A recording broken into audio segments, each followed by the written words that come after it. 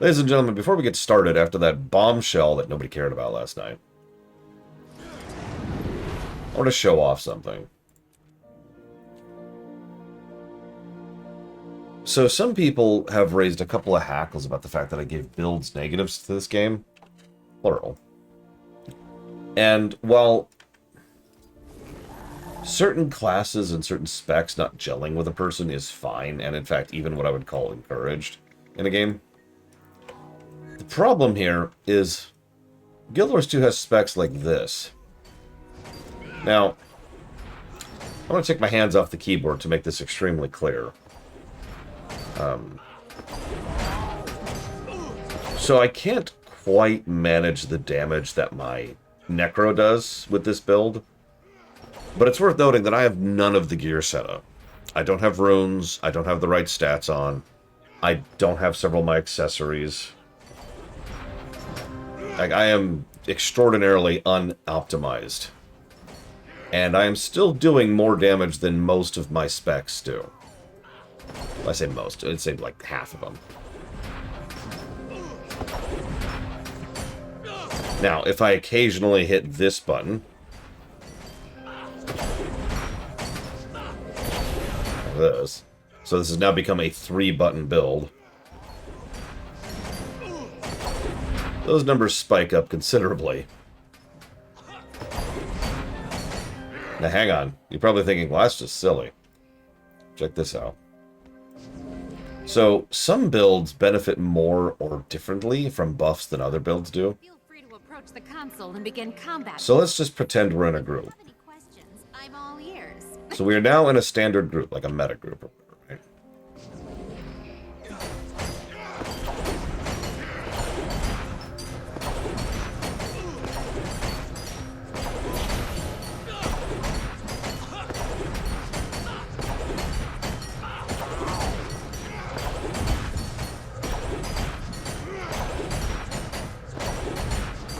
Now I'm doing more damage than any, except for my top 3 specs. Once again, by the way, hands off keyboard.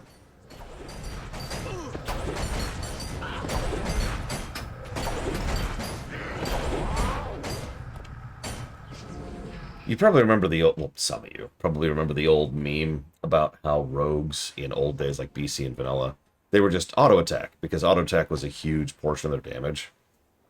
But it was never literally just right-click the mob and then walk away from the game. Now, to be clear, this is a meme build. But with the right setup and spec, this build will out-DPS my entire lineup. And by spec, I mean gear, sigils, runes, etc. And that's Guild Wars 2. Now, I don't really mind that. Not really. Because anybody who plays that will tell you that that's boring as sin. It also doesn't work on a lot of fights. Like it is dependent on just hitting one over and over and over. So, you know, if you have to move around a bunch, it doesn't work. If the enemy is out of melee range, it doesn't work, etc., etc.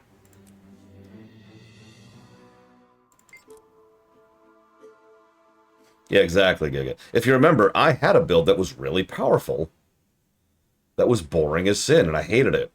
And I finally walked away from it just because I hated it so much.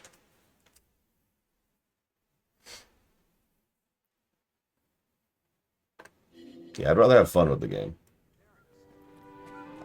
Speaking of... so real quick, by the way, this is just a funny little thing. So you may or may not have noticed that the Warclaw, a lot of higher level people in a lot of metas use the Warclaw instead of the Raptor. That's because, as of Janthir, the Warclaw completely surpasses the Raptor, like top to bottom. So I assumed that was because of a specific mastery, which I will actually show it to you really quick. First I'll misclick. It's this one I'm actually working on right now, Learn to Jump in Midair. And it kind of is. I did not, Plutonia, that sounds awesome. This actually massively increases the mobility and usefulness of it. But otherwise, the basic Warclaw has all the other steps that, you know, theirs does. Let me explain what I mean by that. There's nothing that increases the run speed. Pax and I were actually doing tests, like hard tests here. Council made the right call. And Is and always should be a free city. if you just do Sleep at night. this, like that, the triple dash, well, it doesn't change. Like, nothing changes the distance of that. Now, being able to dash in midair is a help, to be clear. But, like, that's it. So, consider this a small PSA, for the 5 of you who care. Once Warclaw has its feline reflexes, it's probably safe to go ahead and shelve the Raptor forever. Because it's just going to be better. Now, that last one is insane. Well rested. Increase endurance regen for all mounts by 20%. That's your special ability bar right there. And the race is underway. That's the thing that lets me go whoosh on a sky scale, for example. Or the thing that lets you go... Come on, I'm not gonna... Jump on a Raptor. Or the thing that lets you dash on the Beetle, etc., etc. I won! I crossed the finish line first. I'm amazing. Sorry. But I wanted to share that because I was curious, since the War Class probably replies it. Speaking of PSAs. So, apparently I and everyone on my side of things has been completely misled about the Skyclaw. So let's talk about the Skyclaw, okay? Now, I unabashedly use the Skyclaw because this is my job and I have a schedule. And avoiding dead air time is one of the highest skill things I do when it comes to streaming. Now, the Sky Scale, in order to get the Sky Scale the, shall we say, old-fashioned way, is absolutely insane. I actually double-checked the grind for that last night, and it was even worse than I remembered. It is no wonder I quit this grind 3 separate times before finally pushing through it. Yeah, even nerfed, it's absolutely insane how much it takes to get this stupid mount. Now, this makes sense. I'm not defending it, to be clear, but it makes sense within the context of the time. The Sky Scale came out at the end of Season 4, which was when Guild Wars 2 was effectively shutting down. As a reminder, Icebrood Saga, which, for a bit of perspective, is right here, with 3 expansions after it. Icebrood Saga was supposed to be the end of the game, right there. And so they were winding down. They were already working on their other things. So Sky Scale was supposed to be the end game legendary. Because if you actually sit back and look at it, it is very much structured like getting a legendary is. Go do these collections, turn in these specific items, get these specific things from doing these things in this way, right? It's not even just a go mulch your face into the wall kind of a grind. Help instead of relying on the cavalry. It is a specific type of grind. Okay, cool. So that sucks. Enough alive to be bowing to Balthazar, kissing Joko's. Shut up! Pick your future master. Okay, they've shut up. By the way, Joko's dead! So's Balthazar. And I killed both of them. Alright, so I started looking into the new grind. Now, the new grind is much less horrible. But you're probably thinking, wait, what new grind? And that was more or less exactly my reaction. Here's the deal. Everyone told me that the moment you hit Secrets of the Obscure, you gain access to the Sky Scale. And it's like, oh, okay, cool. Yes, go do it. Because here's the thing. Let me explain my ignorance here. So, the reason I have the Warclaw here, this is a slightly different example. If you go to Secrets of Janthier, which is the most, or sorry, Wilds of Janthier, Wilds, whatever, the most recent one, you do a big cutscene, and then you do like a quest, and then you get the Warclaw, and it's yours, the end. That's how that works. Okay, you with me so far? So, when I was told by everybody that you go into Secrets of the Obscure and they just give you the Skyclaw, it was rather natural to me to assume it was the same thing. It is not. Apparently you go in, you get the Skyclaw, and it's cool for secrets zones, of which I think there's like 3. There's not a lot. So you get it up there because they really wanted to have a flying expansion. But if you want to use it anywhere else, you have to do a grind. The grind involves running around and hitting nests. There are static spawns, but each of those has a random chance to spawn an egg. Once you actually get the egg, you can actually start the actual grind step. Some of which includes some jumping puzzles. Hang on, let me actually pull this up here. There's a whole thing. I was looking at it last night. Here we go. A new friend. That's what it's called. By the way, in order to gain access to even more boosts, I would have to do the a new friend grind. I'm not going to. Pax did it. What? What do you want? I've fed you. I've even scritched you. What do you want? I don't understand you. This stupid cat will not stop meowing at me this morning. Yeah, you mentioned an exp grind. That's the part that confused me, because I didn't see anything about that. Oh, no, I think I know what it is. I think I know what it is. Hang on. Yeah, Rising Spirits, right there. So apparently Rising Spirits is specifically used on the very next step here? Where is this? So who rescues whom is required, which makes sense. I know that sounds strange, but it does. Why is Rising Spirits required? Well, anyway, so you go get the nests. Okay, cool. Scrolling down here. I mean, it's the same thing with the spear, right? You need the first mastery track to get the thing, and I'm not going to ding it for the first mastery, because the first mastery is a joke. Getting this first mastery in any achievement, or any expansion is a joke. Like, I got this done in like 20 minutes. And I was just doing the same event over and over. So hang on. So then we have to make the egg infusions. This is the wander around and do stuff step. If anybody familiar with any of the collection of this game knows what I mean when I say the wander around and do stuff step. You have to go into a lava pit, you have to go find this thing here, you have to go find this thing here, and you just run around, get to specific things. So then you turn that in. That's whatever. Then we run into the money grind. Now this is a weird... This one is the first one that actually pissed me off. So first of all, it takes 15 gold, which is not a small amount of money, especially for someone who's relatively new to the game. 12 charged quartz, which has a daily time gate. 24 things from the auction house, which is whatever. 300 dust, which is joke. And 60 ectos, which is not... Let's just see real quick. Let's see how much 60 ectos costs right now.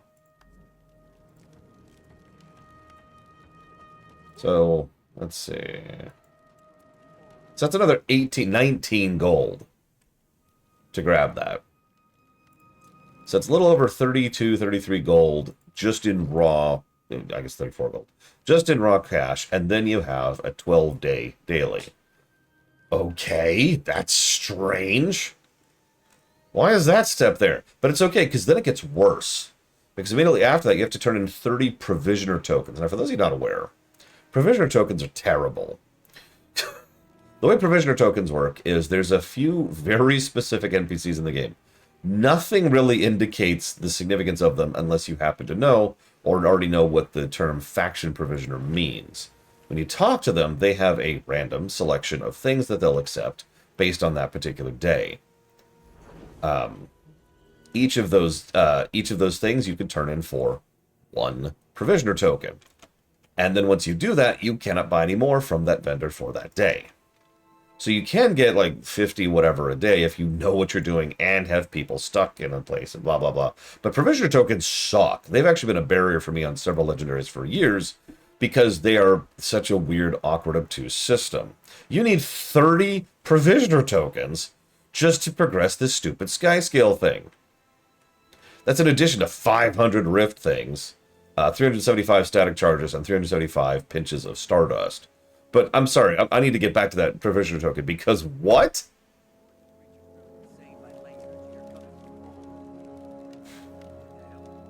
Then you get it. This is a very strange system. Like, I get that it's a reduced grind, and it is. But why? It feels like... Well, I'll tell you exactly what it is. Because it is. It's the people who like to pull up the ladder behind them. It's the people who say, well, I grinded for this. And I did. Therefore, everyone else should grind. And that attitude can go to hell, by the way.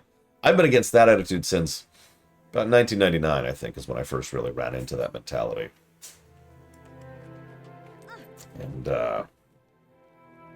yeah, I've seen it everywhere since, including in every MMO I've ever played.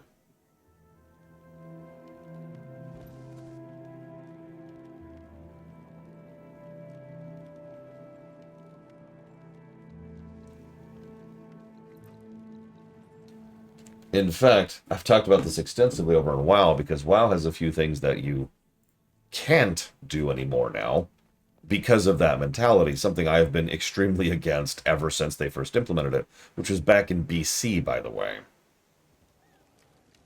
Anyways. So we'll review all that when we get there. Because here's the weird thing. You're probably thinking, oh, so you're going to give a tons of negatives to the sky scale for Path of Fire, right? No. This is essentially, and I said this already, this is a legendary.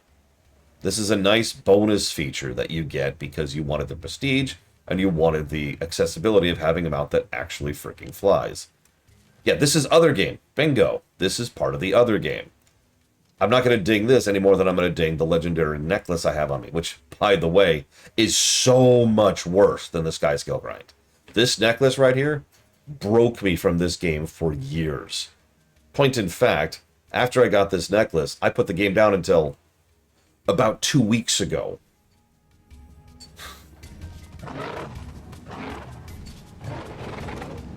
I'm not even thinking about Aurex. I'm not even thinking about that nonsense. Each subsequent legendary is just a little bit worse than the previous ones I've noticed.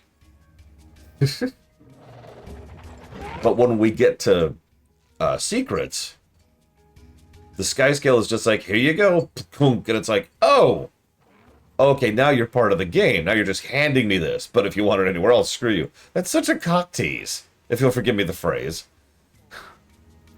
That's like if Bragon just sashayed in, hips a-waggling, like, hey, hey, hey, no, go grind. And I'm like, yes, that's exactly what I want to do. And she's like, no, not what I meant. Sorry, Bragon.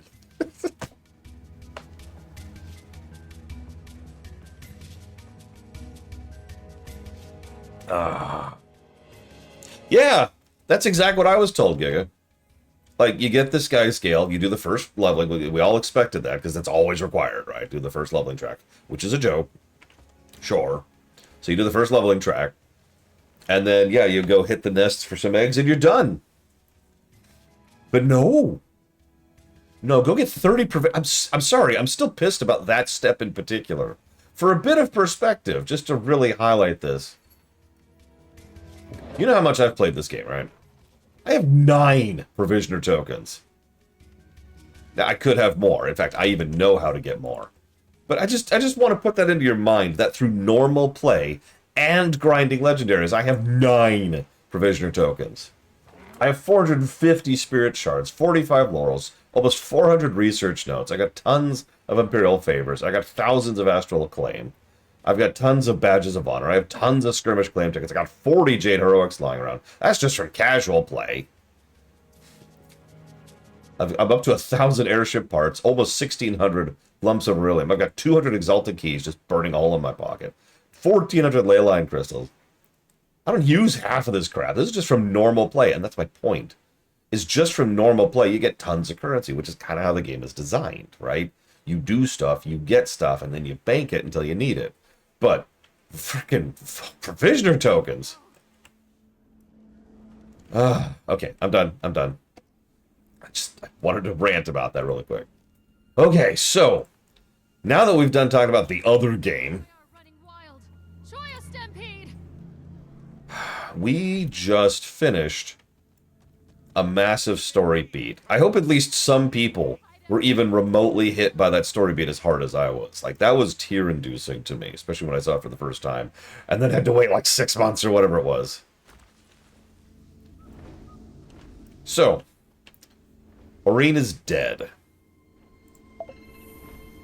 Commander, Keith, where are you? we're still in Thunderhead Keep with Aurene. What are you doing? I don't know. I feel like I have to tell them what happened. Divinity's Reach, Lion's Arch, Black Citadel. Tell them what? It's over. Please. I need you.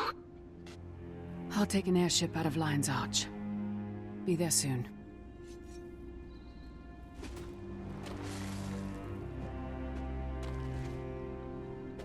It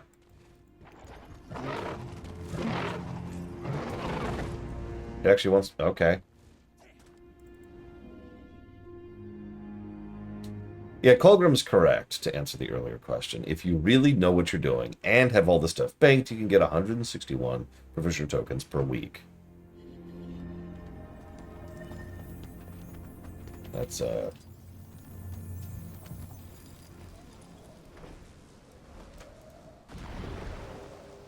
losing Aurene, who's been with us since Heart of Thorns. Actually, she's been with us since Season 2, when we first found the egg.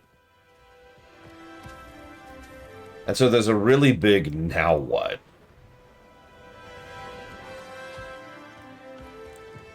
By the way, that's the second time in Season 4, by the way, the story has drifted into a now what.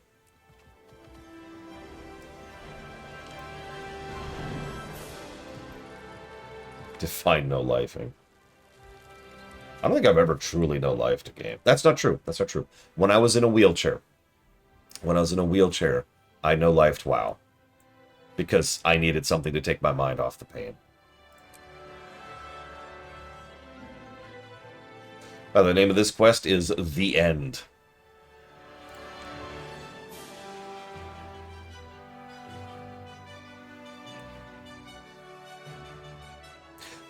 That's a lie. I've no-lifed a game twice. Chrono Trigger, when I first moved out.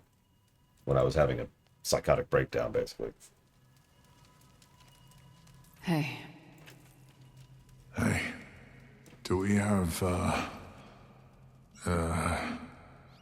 no. I've got nothing. Oh my god, Jennifer Hale. Yeah, How is everyone? see for yourself. I'm sorry, god damn, she's nailing it. Did you hear, like, the lifelessness? She's not even, like, sad. She's just empty, the way she said that. Do we have a... No.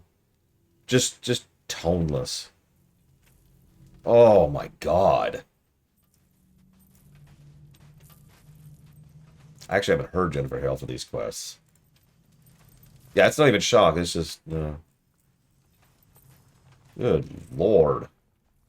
Standing in front of Krauk like that, she went out like a true Corsair. No. Like a true soldier.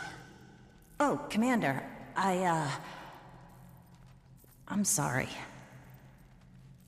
I don't know what else to say. It's all right. Oh my god.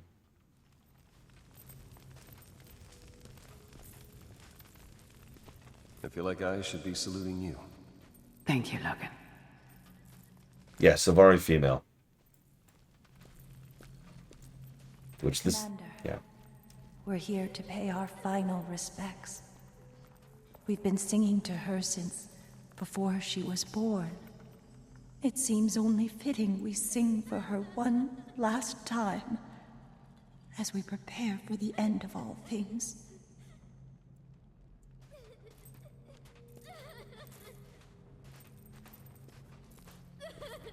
Yeah, class doesn't matter. Just play a female server. By the way, Timey is still crying.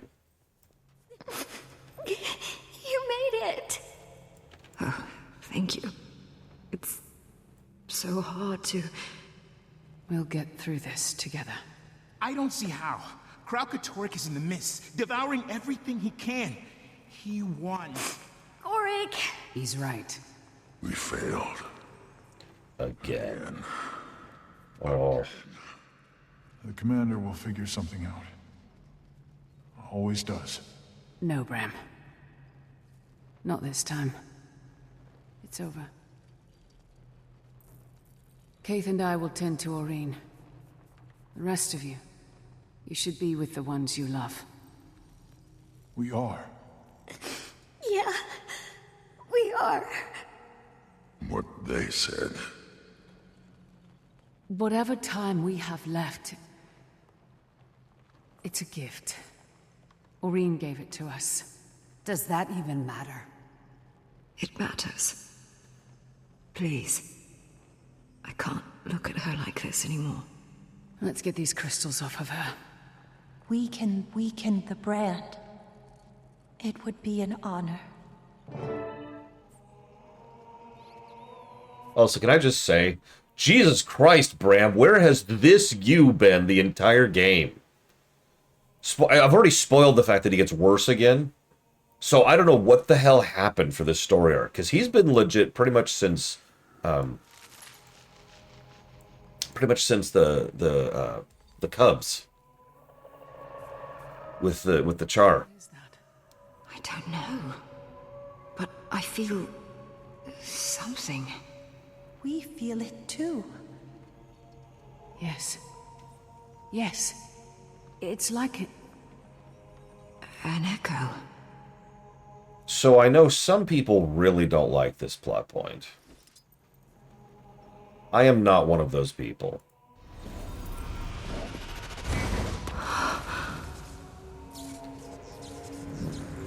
Kate!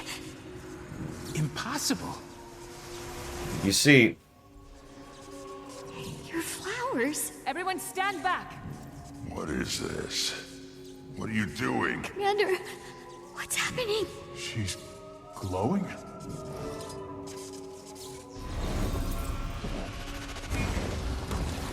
So, Blade Taval, a while ago you asked why we keep saying praise Joko. My champion. Can I get a praise Joko? Scion speaks. Aurene! How? Eating a lich has its advantages.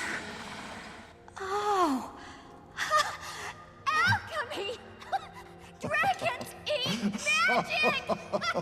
I told you, he had a unique form of death magic, which allowed him to self-res. And she ate that magic. Kept us waiting long enough. Rand, in heart, hard to mend. Aurene, please. You must relax. No time to grab Doric. Stop him. But how would this be any different? Won't we just fail again? We did not fail. We learned. We also hurt him. She had to die. For this was the fire of courage. And so did they. Follow their god into battle. Without fear or hesitation. Now we must ride. Scion and champion. Flesh Kralkatoric. From the mists. Right. If he dies in the mists, that's it. His magic is gone, and so is Tyria. Yes, my vision came true. And so must his. Gorik, send the commander Prop that... telemetry coming your way. Do not let him get away this time. We won't. Logan, can you meet us on the other side? We know where you're steering him. The Pact will be there to finish the fight. We'll all coordinate with Gorik and Taimi. Today the whole world joins Dragon's Watch. Go, Scion. Finish the song we started. I will. I promise. It's time, champion. Are you ready?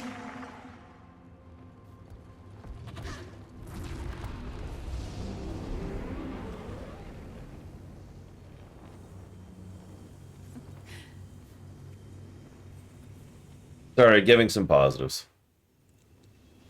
Yeah, I didn't actually think we were in the instance that quick. Sorry, Colgrim. I actually thought it was too. I thought this was a cutscene mission. And I'm not redoing all that. that was a long, powerful, but long cutscene. But yeah, like, so this was extremely telegraphed. To the point where I feel stupid for not having picked up on it the first time around. I think it's just because the emotional impact was so powerful in a story that is not afraid to kill characters. That's important. It's one of the reasons I've always said you need to be willing to kill characters. Doesn't mean you have to.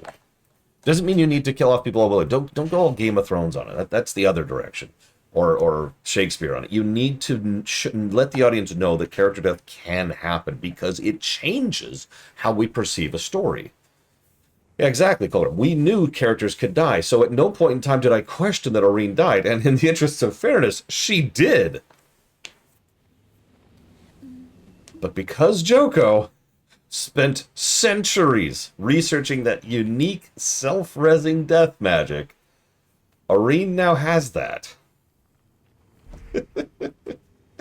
I love that. I love that.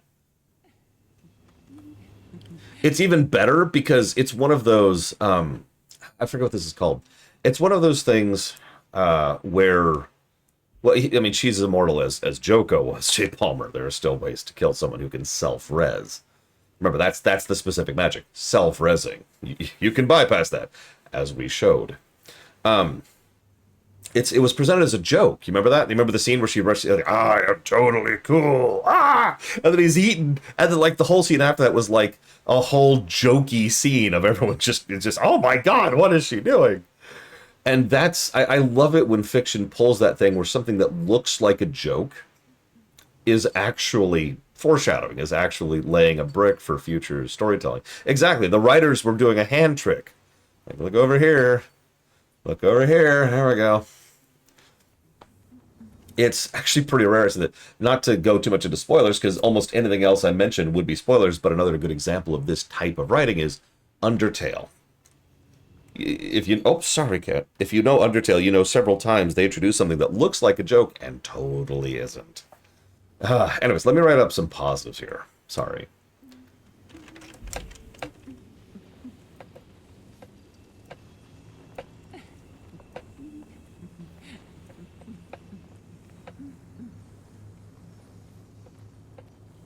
By the way, did you hear the joy, the rejuvenation in the voice actors? Gorick getting excited, Bram being super... But like someone mentioned earlier, Sam Riegel as Bram over there, he sounded like he was on the verge of tears when he said, laughing, praise Joker. Like, everyone just nailed the presentation there.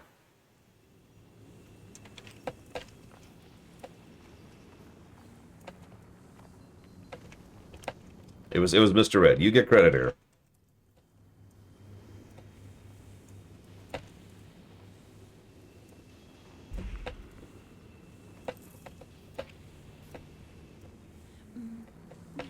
So I can vouch for two other voice actors for the scene, because I've heard both of them. Human male, he nails it. That's Nolan North. And Assuran female, who also nails it. Remember, Assuran female was one of our favorites when we were doing the play-by-play of each of them. Yeah, the only downside of this is they do it right after the previous, but I kind of get why. Because, as weird as it's going to sound, you don't want to sit on this too long. Sitting on this kind of a plot point too long would actually probably have diminished some of its impact. I know I usually hate the 5-minute retirement, but I think this does just enough work to bypass that. Yeah, it felt a lot longer than the 5-minute retirement. Like, okay, to use a counterexample, you remember when Logan died? No! Back during, oh god, I can't remember the name of the instance. Or, the final, the City of Era. Right? He's like, oh no. And then he comes back 5 minutes later like, hey, I'm back. Like, that just flopped. That was just like, really? That's it? This, by contrast, was just like, oh my god.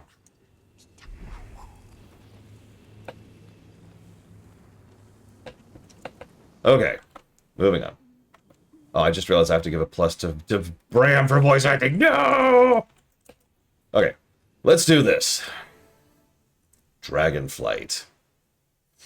We're playing WoW now. Wouldn't that be wild?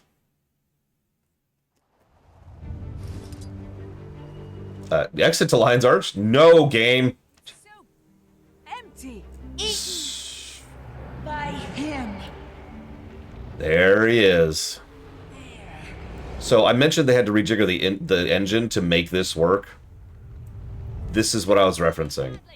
We almost killed him in the keep. You're the spirit on my wing. Drive him back to Tyria and finish the job. You notice how the camera is way zoomed out here? Remember, the Scion cannot succeed without you. I can't succeed without her. Oh yeah, the scale of this is wonderful. So I know you can do stuff here, Giga. I don't know what exactly. Grandfather, look at me.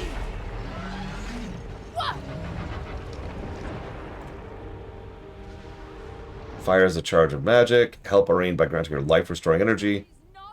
Destructive power. Nice. Definitely not happy to see me.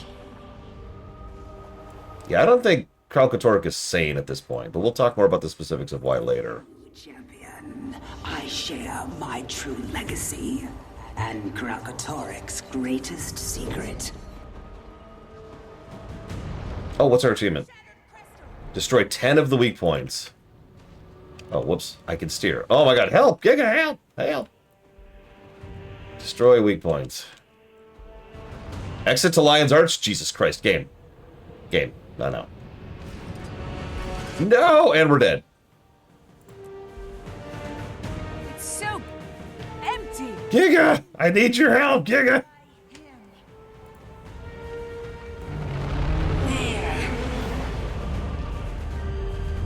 Yeah, got killed by raiding achievements. He's still bleeding badly. We almost killed him in the keep. Almost. Let's drive him back to Tyria and finish the job. Remember. Oh, there we go. I can dodge roll. Glint!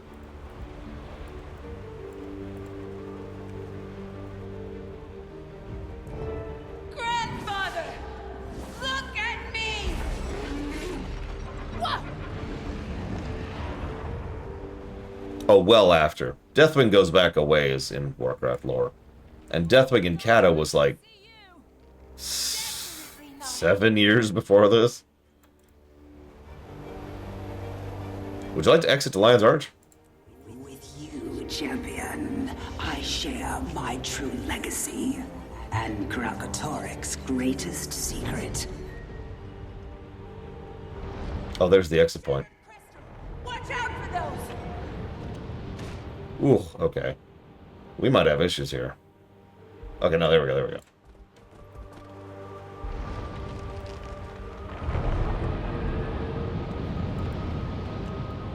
That is really irritating.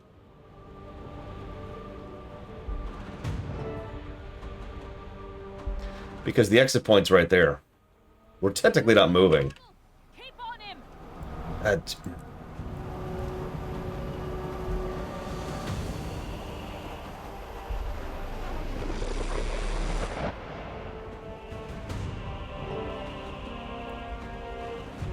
Are we still in the mists?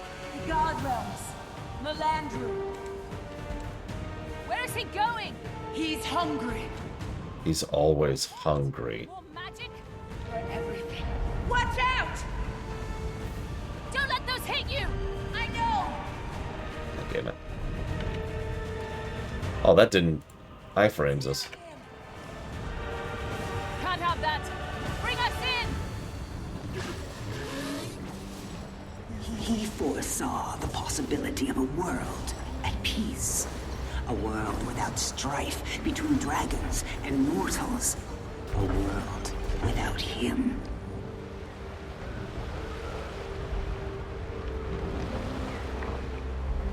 That did it! It's not obvious they really wanted to show off his new model here. I don't blame them. They spent some time on this sucker.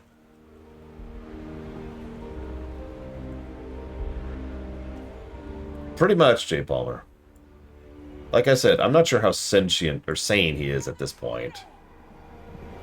We can't lose him! We'll discuss more of that in a bit.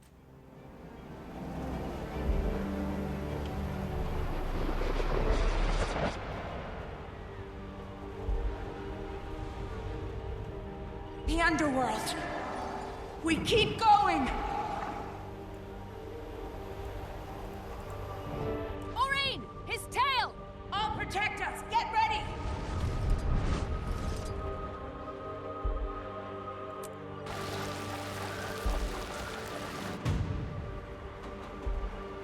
Game. There we go. The underworld. Okay, Jesus Christ. Keep going. Closer to Nihilus. Aurene! His tail! I'll protect us. Get ready. Yeah, he's just devouring the realms of the mists. And that is exactly as bad as that sounds.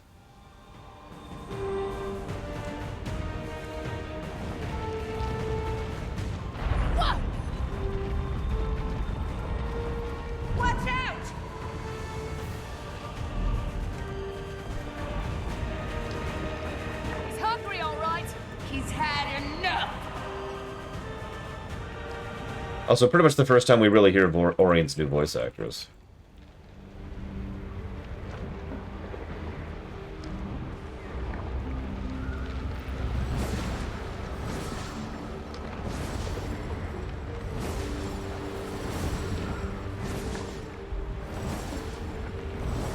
Help me, Giga.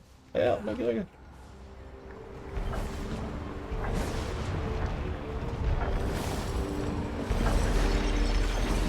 I forget who does it. Could someone look it up? Because I remember looking this up a while ago and being surprised who it was, but I don't remember who it is right now. Can't even tell if I'm hitting him.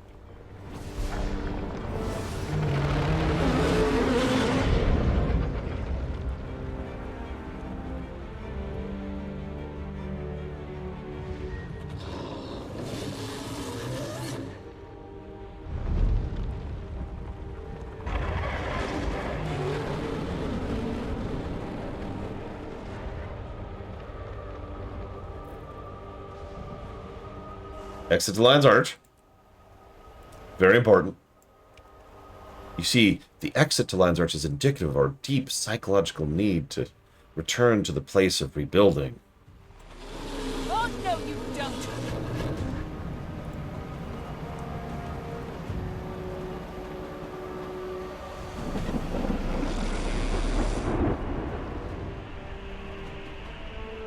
Oh, right. That's the voice actress of Ventress. Balthazar, the Fisher of Woe. He's going to familiar places. How exactly are we getting him back to Tyria? I'll open a portal. Better make Oh, nice, Giga.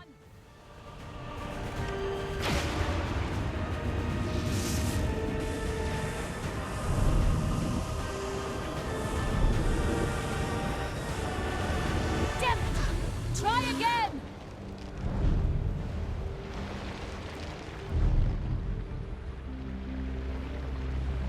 No, she's a great voice actress. She actually does a ton of stuff. I just figured most of you would be more familiar with her as Ventress. Over in Star Wars, if you're not familiar with it. Too quick! Let's clip his wings. What's the difference, J. Palmer? There! Give it everything you've got! Like I said, she's done a ton of stuff, Zach Def. She's a good actress. Oh, there it is. Oh. You weren't using that wing anyways, boy.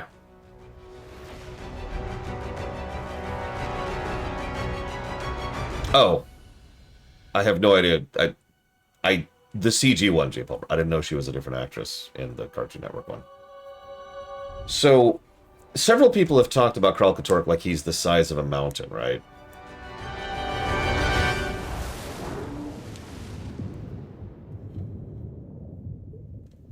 Funny thing.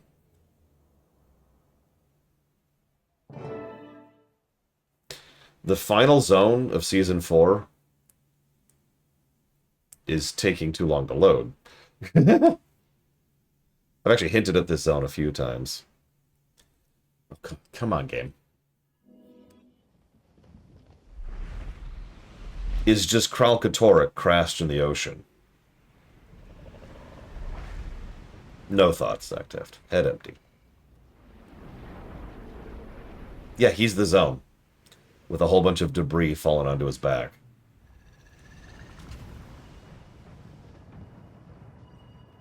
Exit to Lion's Arch.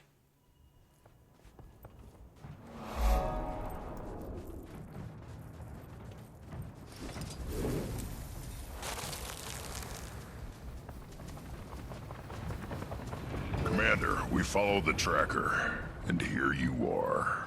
And there's Kralkatorrik, pinned under islands ripped out of the mist. This is incredible! I thought we'd lost. We all did. And maybe the world will end. But right now, right here, we've got a second chance. All because of you, Aurine. Now the real fight begins. It's not over yet. He is badly wounded, but I have to keep him down. Lean on each other. I'll work the sky. You work the ground. Listen, we're making this up as we go along. What have we got? Us, obviously. And the Olma Khan. Kaith, Saphira, and Zaim rallied their own army. Came in on the Corsair ships. Glint's forces are massing to our south, but no sign of Glint herself. Oh, and Logan. Your ancestor says she'd like to see you. Okay. You'll need a base of operations. I'll fortify this outcrop. Give it teeth. One of us needs to scout this place. These are fragments of the mist. Anything and everything could be on them. Plus, we need to map Kralk's position and vulnerabilities. You have to send us out, Commander. Actually, Timey, I could use you on my ship. Plank counting and thumb twiddling. Huh. Fun. More like survey and patrol. You can keep an eye on Aurene, map the coastline, help with cannons. Oh, okay. Gorik, stay with Almora and Canuck. I'll talk to our other armies, then get you whatever information you need. Let's see, what's the timing? I don't even see it. Oh, right, it's not a timed one. I forgot about that. This is not a timed event. Or a timed meta, rather. You okay? Is there something you wanted to tell me? Yeah, but not now. Not here. Commander, I'd like to take the Olmecon west, build a beachhead. Unless you've got other plans. Works for me. I'll see if Timey needs anything. Make sure she's okay.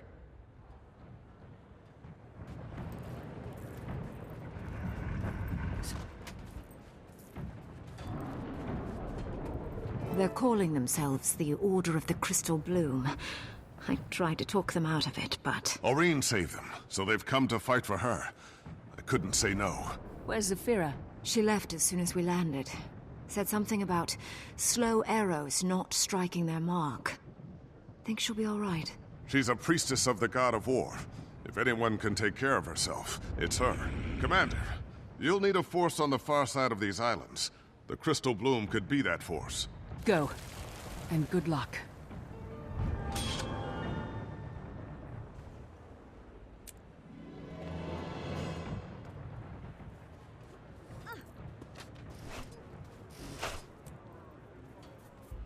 That was awesome. Let's see what our zone status is like. To answer Jay Palmer's question, so when you're in an instance, there's an exit portal, which allows you to exit the instance. When you have a moment, Commander, I've got a list of all the data I'll need. 2 lists, in fact. But you can't do any of that until we find Gorik's instruments. The pack's still... unpacking. In the meantime, I've marked the high point for reconnaissance. Huh. Turns out I can't see everything from this airship. Ahem. What the hell was I saying? Right, so it'll put the exit portal to you. And something they've been doing recently, and it's clear they kind of... Commander, we've got a plan. First, we need to get rid of the smaller brandstorms dotting the island. Gorik has sent his brandstorm disruptors to each camp. Okay, so now that she's shut up...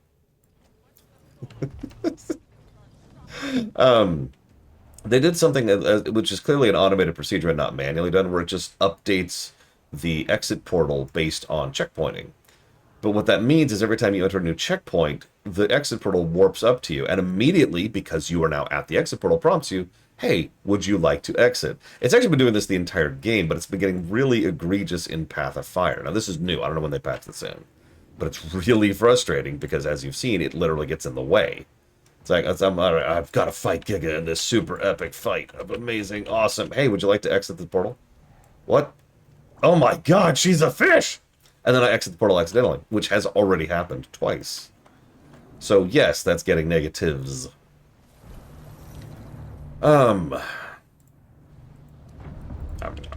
Anyways, so that's the answer to that question.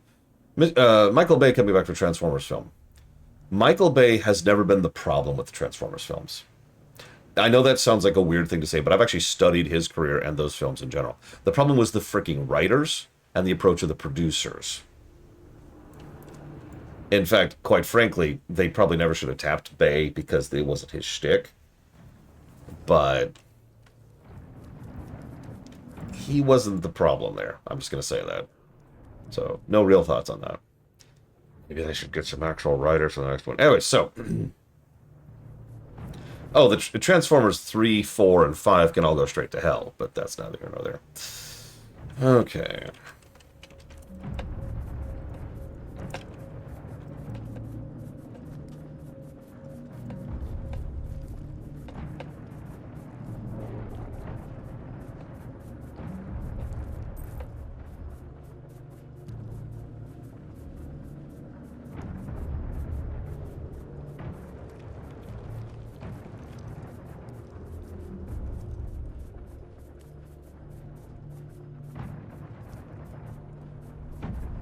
I wasn't a big fan of 1 or 2 or 3.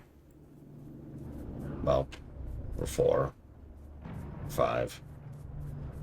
Anyways, point being.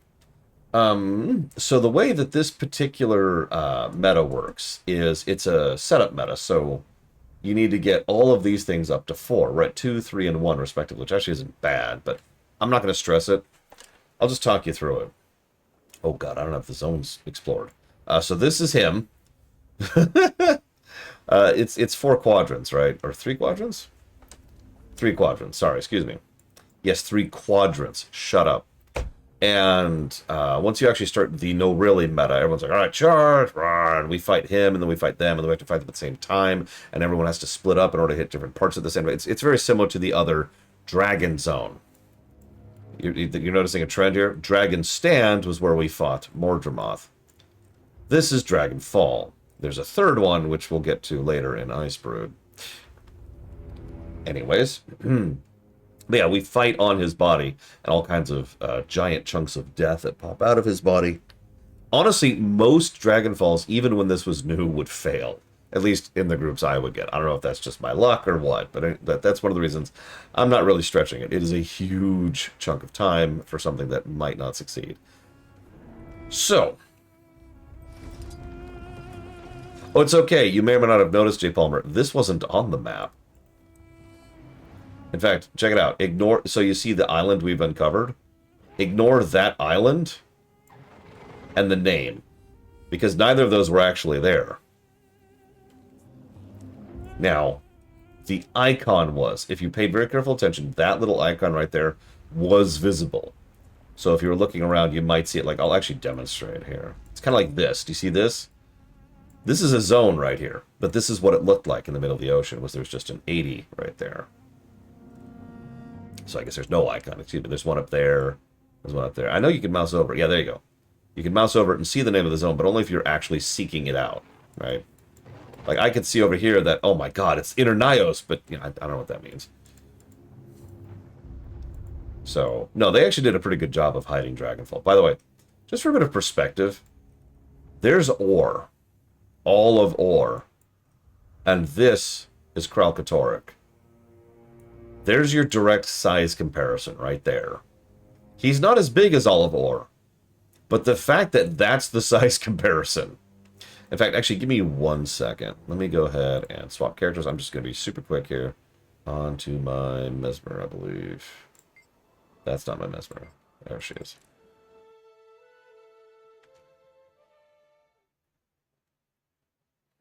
It's my Mesmer and my Thief, one of the two.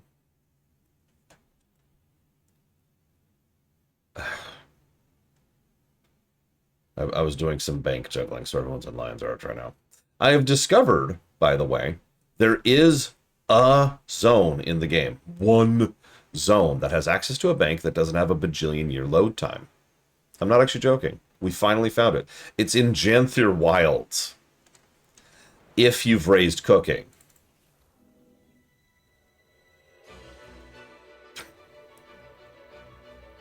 So I'm going to do that when I get there.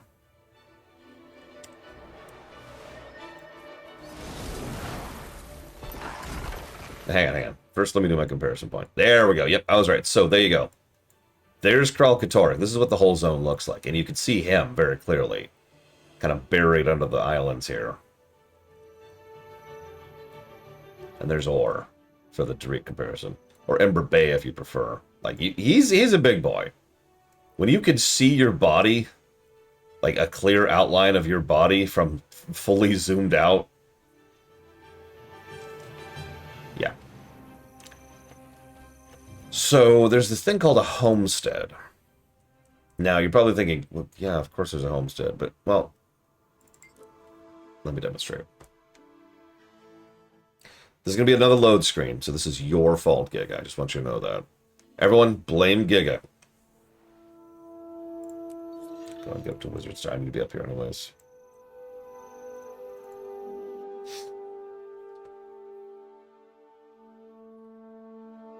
So how's that new Mission Impossible movie? Apparently it's bombing financially.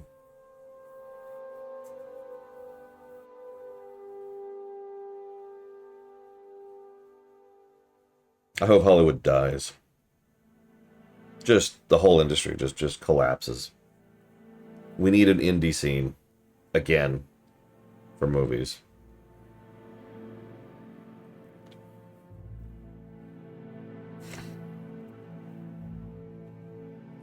There's actually some other stuff going into that. Movies have been losing money for a while. Like, that's nothing new. But, they need to lose more.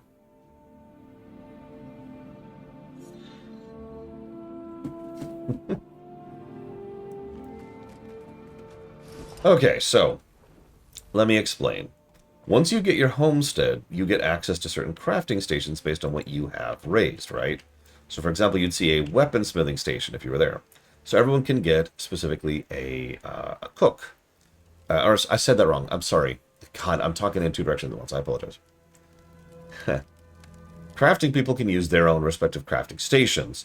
If you raise a cook, a cooking station can show up in your homestead if you get it in there. Now, why is that relevant? Crafting stations are banks. You can access your bank from a crafting station. So, raise a character in your homestead to cooking. I think it's cooking 425, I want to say. And then, Shazam! You can just log your character at your homestead, your player housing, and they have access to a bank in a zone that doesn't take a billion years to load.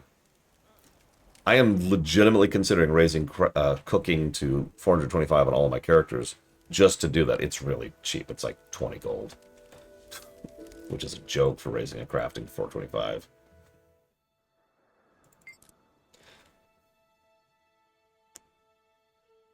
Oh, no, only for the Bloodstone oven. Otherwise, you got a regular oven.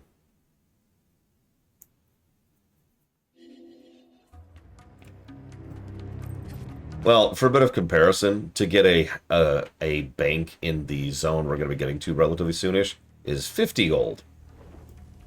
Or you could get the crafting station, which is a lot cheaper. Anyways, so, Kralkatorrik has fallen.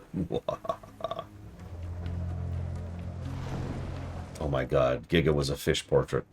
I always knew. So, as far as zone designs go, I'm actually not a huge fan of this one. It's 4 very different biomes smashed together because, you know, it's the chunks of the mist smashed down. But each of these biomes kind of has some navigational irritations related to them. Like, the jungle biome is pretty much just as annoying, irritating to navigate, whoops.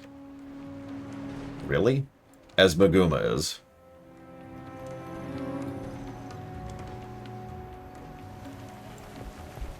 And the deserty area, and then like the branded area. Well, while we're right here. We're up to our ears in spirits and skeletons, Commander. Holding them off for now, but, ooh, my fur's on end. Sounds dangerous. Want backup? I can send Bram in. I've got this. Yeah, I noticed we're up to 2 of 4 now, and one of them's done.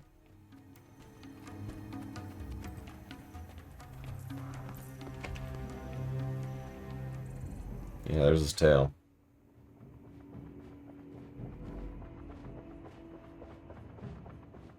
You want to send Bram? No, I'm good.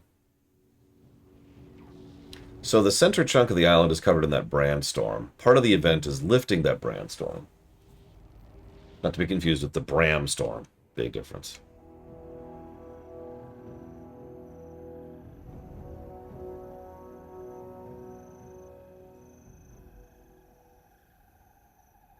All right, Commander. What's it look like up there? Kralkatorik's buried. I can't see his head. He's covered with brandstorms and lightning. Getting close will be dangerous. I can see his severed wing from here, too. Wait, really? If we can reach it, then that means... Oh. The dragon's blood spears were weak because we didn't have his blood. If we did have it... I'll call in a chopper. Someone can fly up and collect some blood. There has to be some way to fuse it with our spears. Ooh, a challenge! I'm on it. In the meantime, can you meet with my research assistant? We located the crate with Gorik's instruments. Research assistant. Okay, just send me the coordinates. Okay. And yeah, actually, this place does remind me a lot of Azizla. It's in the ocean instead of in the air, but it's very similar vibes.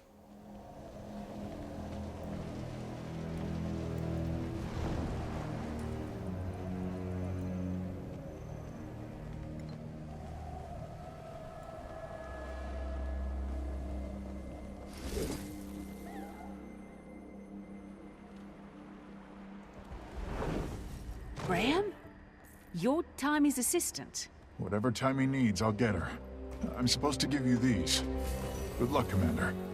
I feel so assisted right now. Gorik, tell the commander about what you sent.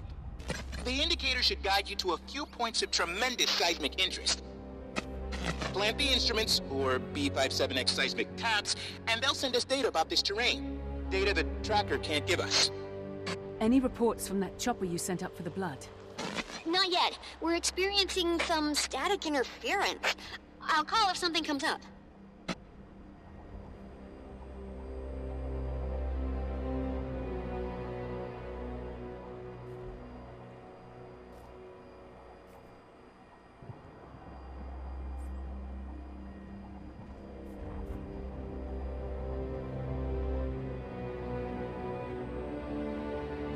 Good job, Giga. Have a cookie.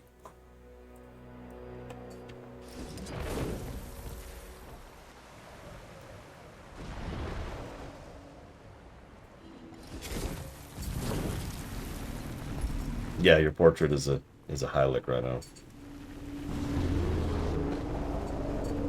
I wouldn't know anything about getting Aurene as a mount, Giga.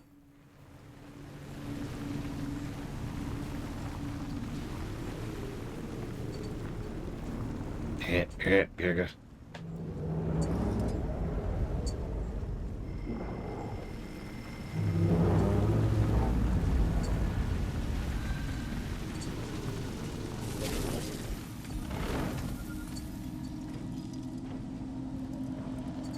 But yeah, it's the same problem I have with getting my branded skins. It's a store rotation skin that you buy with real money. All the mount skins are bought with real money or part of an event. And when I say event, I mean like anniversary stuff, not like other things. This wants me to go down?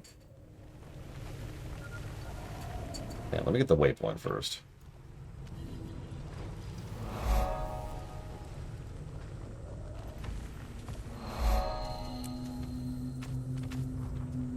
No, even the...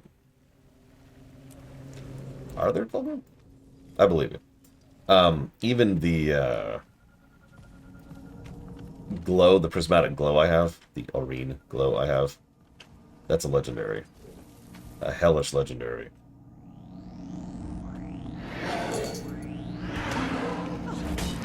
It almost broke me in this game.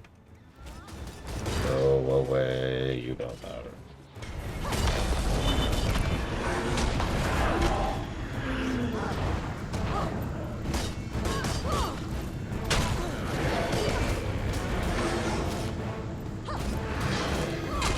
Oh yeah, there's also the adoption license, which I would never recommend doing.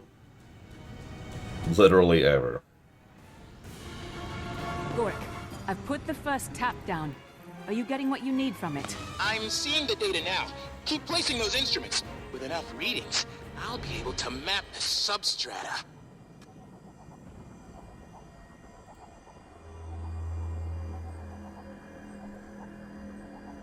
Oh, wow. Branded Skyscale is actually on sale right now. That is funny. $16, by the way.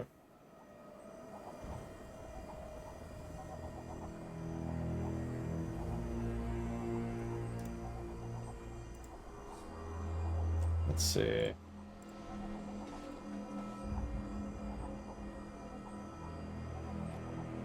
Yeah, okay, so the way this works, I was just reminding myself of how this works.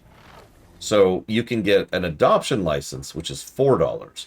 This gives you a random one of these skins, which, as you can see, is quite a few.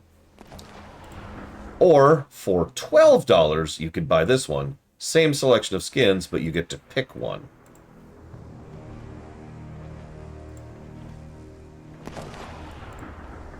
That is exactly as much of a scam as it sounds like.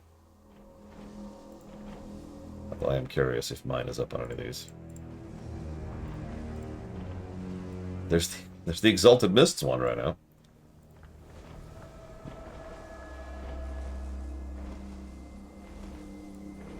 Come on.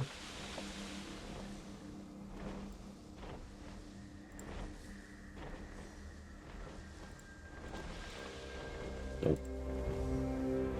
So I'm kind of curious. Because if it's up on one of the mount licenses, I might just spring for that. That's not even... There's not even a war clause there. Let's see. Oh, there's all the Mad King ones. $20, by the way. Hang on a sec.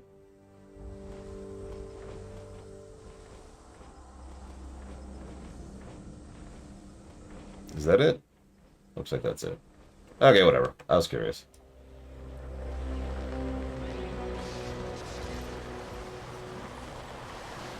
I think you're right, Colvin. Sorry, I was looking for my skin, not the Aurene one. But I suppose I should actually show her the Aurene one because she asked. Sorry. Hang on. Style. No, let's stop fighting me.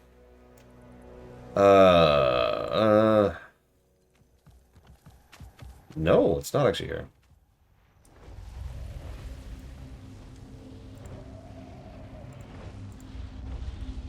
Whoop, Brandstorm. Oh, it's in Imperial Wonders? Okay, hang on. It's down here.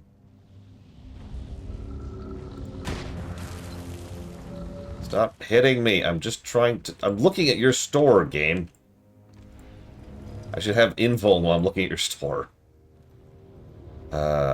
Yep, there it is. This is the Aurene mount skin. Now you're probably thinking, that doesn't look like Aurene. Give it a minute.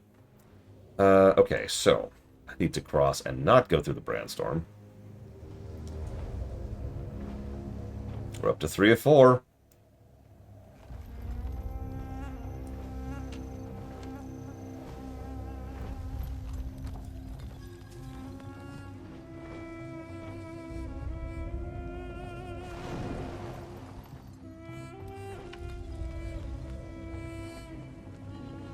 Oh, thank the alchemy that's over.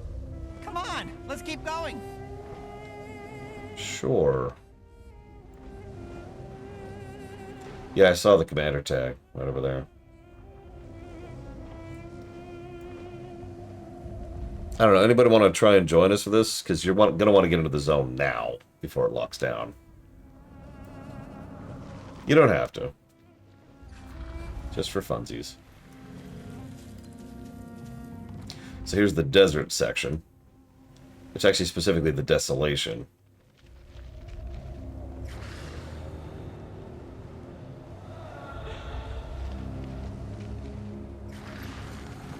Oh, it doesn't lock down. My bad. Ignore me. You can join in whenever.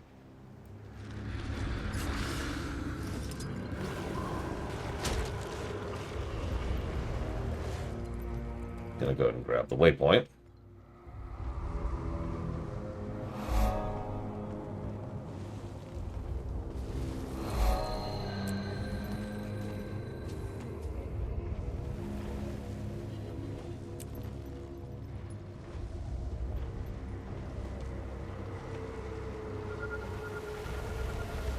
ignore the branded storm elementals here. Or let's go kill the branded storm elemental. Okay, let's do it. Leroy!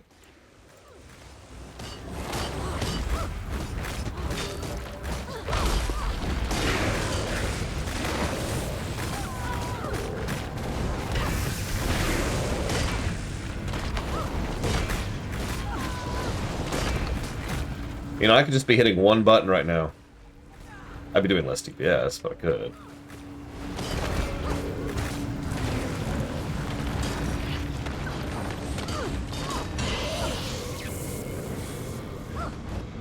Oh, they're dead. No, it hasn't started. You got time. They're about... You see this bar? Once this bar gets full, it'll start. People doing events raises it. Second seismic tap in place. Good, good. Keep going. This is adding to what we know. Diane, can you double check these numbers? Sure thing, but first, Commander, that chopper, it just fell out of the sky. Something around that wing is creating a technological dead zone. We can't get up there. I doubt it's mechanical. Wonder if it's some sort of organic construct. Figure it out!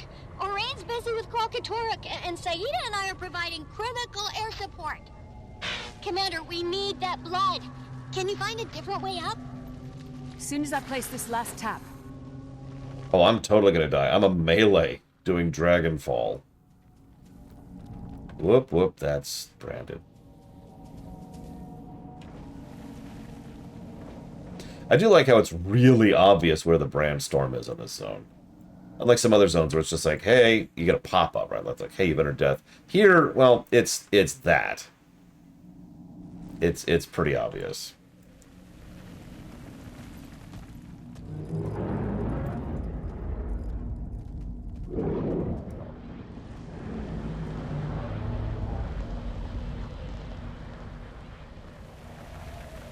I mean, I said it before, I'll say it again. Spear is good on everything. Pax even found a way to make Spear work on warriors. I still prefer Axe, admittedly, but... it still goes vaguely in the direction I'm going.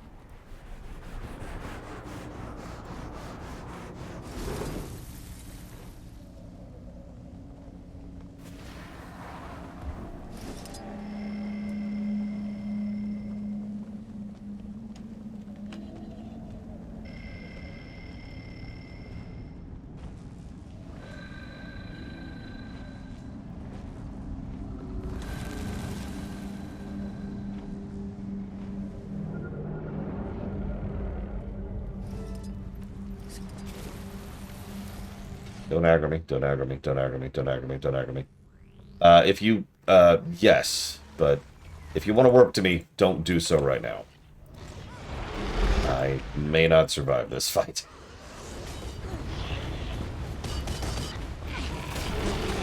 In fact, I'm not even going to invite you. I'm going to take it off the table so you can't warp to me.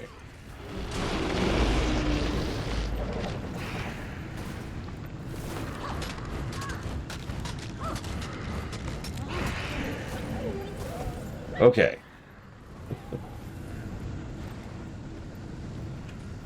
Thank goodness for that fish. Hold taps down. But something odd's going on. Is that ley energy? Hulk's impact broke into subsurface ley lines? Oh, no! Wait, that's why my numbers look like this? What's ley energy doing here? Kralkatoruk's absorbing it. He's healing. We need to cut him off from those ley lines! Fast! If he's healing, Orion's attacks won't hold him down. We have to get his blood for our spears. Okay, Gork and I'll figure out a solution for the ley lines. You should get up to that wing if you can find a way. Sorry to interrupt. Orion, she's found something. Cave, champion, come to me. She's in the far south. Hope everything's all right. See you there.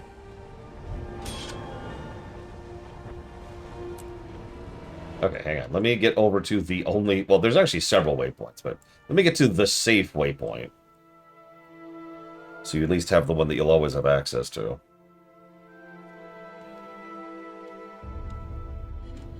I do love how we have these comms for everyone else. And then Aurene could just be like, hey, listen.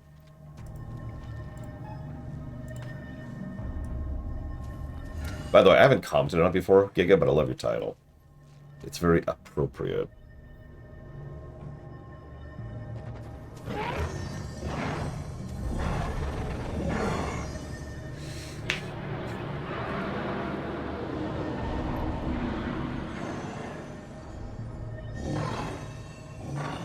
I apparently have chosen the exact moment in which Blade Travell decided to stab me. Oh, there he is.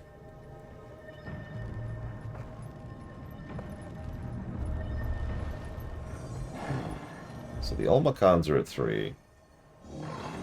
Where's the other one that's at 3? Crystal Bloom. Yeah, that's what I thought. Nice place. I do love how his head is, like, buried into this. He's just resting. Like, he's had a long day, okay? Kralkatorrik, he is not enjoying life right now. Whoop! Oh, that's the... Standing around and waiting for the... Brandon didn't jump out to get us? Yes. And for Kralkatorrik to notice we're here, we'd enter a wholly non-deterministic situation. It'll be pure chaos. Precisely. I've been thinking about doing this for a while anyways. I'm going to officially switch my Raptor button to my Warclaw. There we go. But first, while we're here, let's get Blade Travell a couple of waypoints. Just to make your life easier later. Up on Blade Travell. Blade Travell, no! No!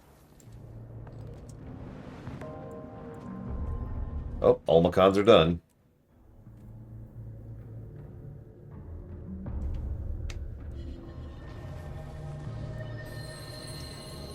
And this one. I really wish it has to be a code issue why you can't warp across zones with a turtle, because it clearly has no problem warping in a zone on the turtle, as I just demonstrated. So what do we still need?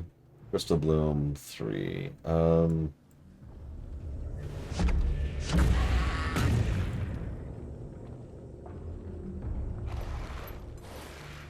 See any events going on. Am I blind? Or is the Crystal Bloom up there? God, I'm dumb.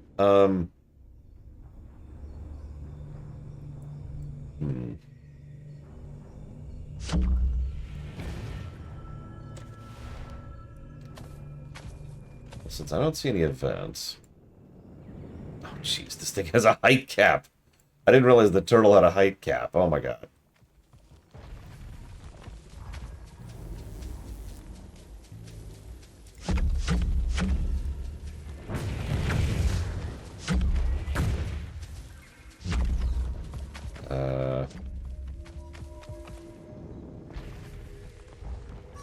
Yeah, I was just thinking that's going to change my strategy a little bit for navigating here.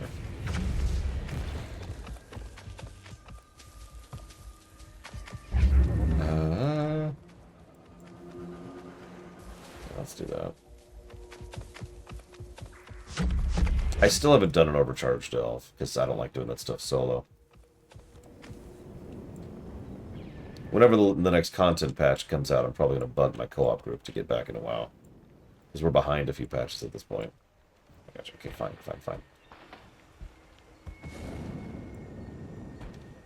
There we go. Oh, that was way up there. You know what? It might... No, that's not really going to be faster, though. How do I get over here?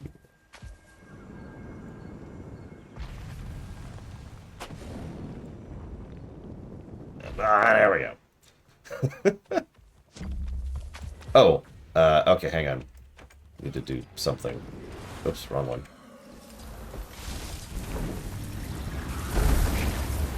There we go. Back to the turtle.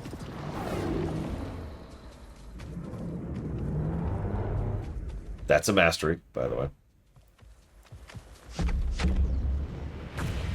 killing holograms, just do the event thingy, which I've already forgotten the name of, a bunch. And just sit in there killing the holographic enemies and you'll get it. You can also do the events that launch every like 15 minutes. So, in what... by what metric, Colgrim?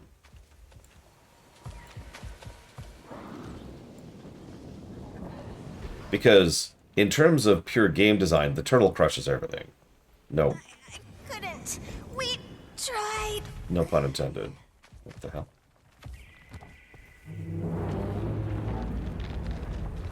Okay, let's see if I can manage this with the volatile. Okay. Hey. Most useful being obtainable? Honestly, the Warclaw at that point. The Warclaw really is Raptor Plus, and it's as easy to get as the Raptor is. Do first mission, good. You know?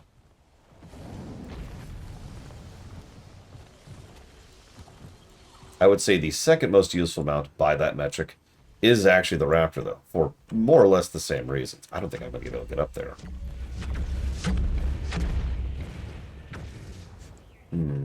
How the hell did... Hang on a second, I'm going to go scouting. How did we get up here normally? Okay, so there's a tree trunk. Oh, okay, I see it. There's a path. Okay. Hell, you can just do this on your own at this point, play Jamal. You have the rabbit, right? Yeah, the Raptor is useful, and the like I said, the Warclaw... Here, let me get on my own rabbit just to test this. And the Warclaw is just Raptor, but a little better. So, yeah. Okay, so let's see... Uh-oh. Oh, geez. I think he's... Yeah, so this happened to me earlier. Hang on. Pretty sure I can get you out of there.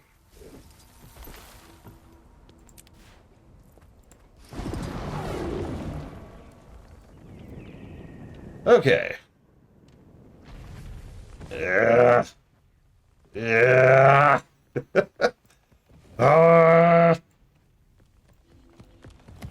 Oh my god, he would. This is a Clarkson vehicle right here. I think in terms of overall game design, the turtle is the best mount in the game! So if you're wondering what that was, that's something called momentum. I couldn't stop the turtle. I literally could not stop the turtle from going over the edge. Oh, that would be awesome, Colgrim. I wonder if the engine's even capable of that. I can't even summon the turtle again for 30 seconds because it died. Oh my god. Okay.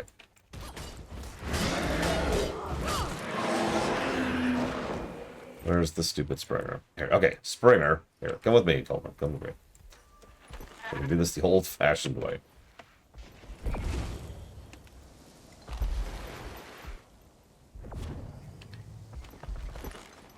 Please tell me you can make that jump.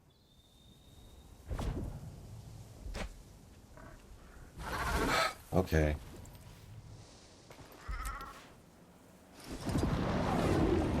Can I catch you? Or are we going to have to do this the other old-fashioned way? Nope. Okay. Okay.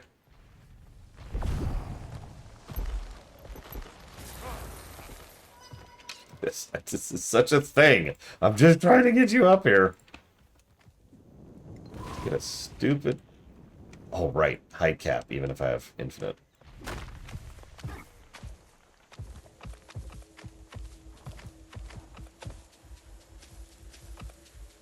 God damn it, how did I get up there to begin with? Okay, here we go. Ugh, yeah, you see that momentum on this stupid thing? I stand by what I said. This is the best designed mount in the game. But man. Ugh. Okay, now you're gonna have to skimmer up here. And by skimmer, I mean bouncer, springer, whatever it's called. Okay. Now.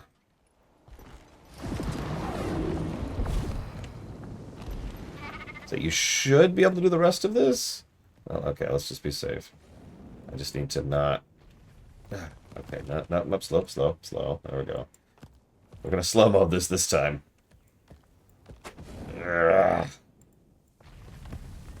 Okay. Now, can you jump this? Hey!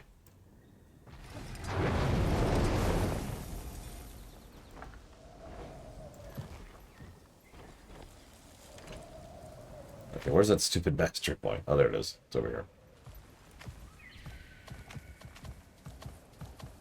Okay, that's just a straight run. Okay.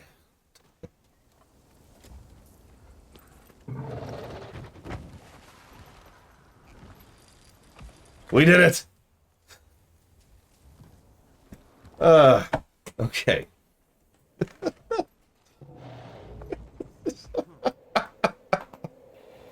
Yes, Rex. Oh my god. Moving on. The meta is supposed to be like, I'm shocked it hasn't started yet.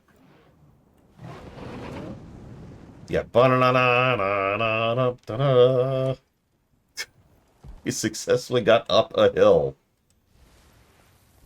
Oh, this game. But yeah, this is... I've actually already complained about this. This is why... So, like, here, do me a favor. Hop on your Springer, Blade Jamal. We technically demonstrated this earlier, but I want to show this off very clearly. Oh, there we go. I lost him. I lost Blade Jamal.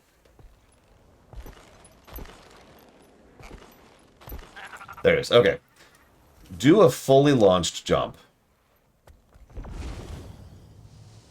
Do you see the height difference there? That shouldn't be in the game, in my honest opinion. I was thinking about this earlier.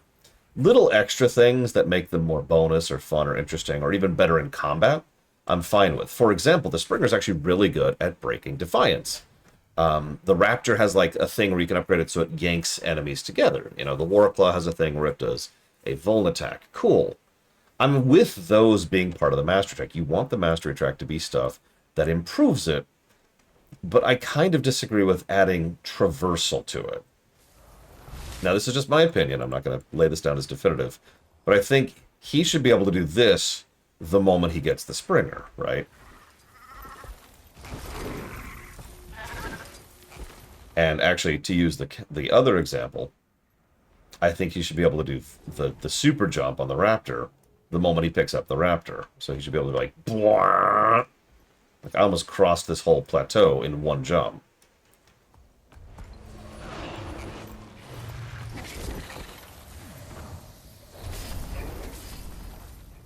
Well, the other thing is, part of the problem, really, and I've already complained about this, is you can't select what master you're raising. Or rather, you can't outside of the thing. We should be doing stuff. Where? Okay, south. Turtle. Yeah, we're in the meta. Let's go. Yeah. Okay, south. Just this way.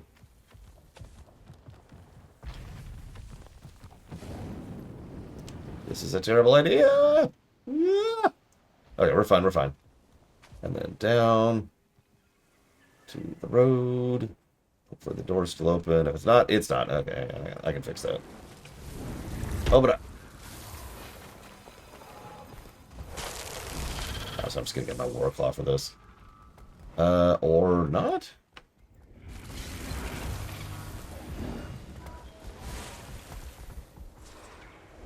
The turtle you just saw me on is the only multi-seat mount. It is a 2-seater. Is that up? Over? Where is that? Is that down? Hang on a sec. Scouting. It is up. Okay. Hang on.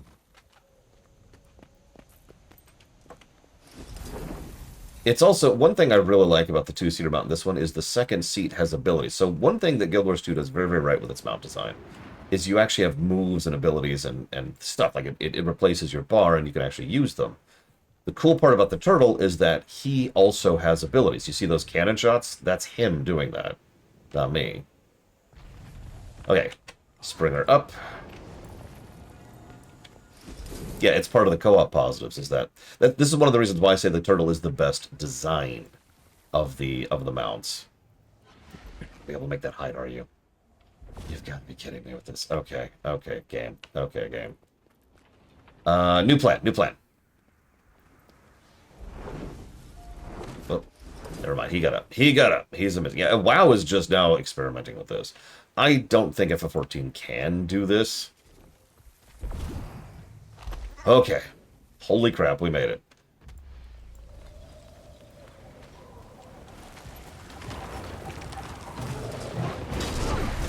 Where's the music?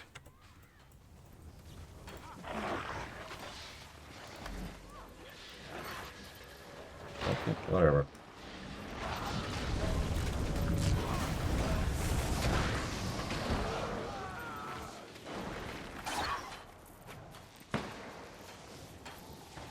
Honestly, and I don't mean this as a negative, it's shocking that FF14 has flying mounts at all. Especially since they backported it, which is even more impressive. The dragons hate the music. Damn it! Frickin' dragons.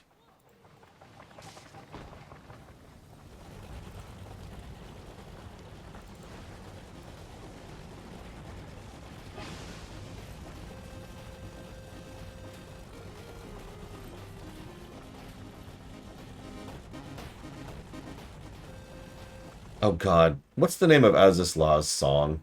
I need the name of it.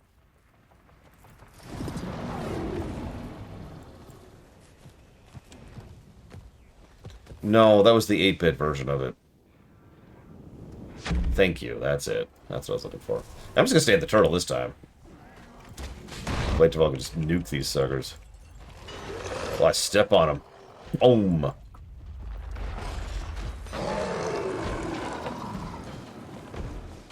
There it is.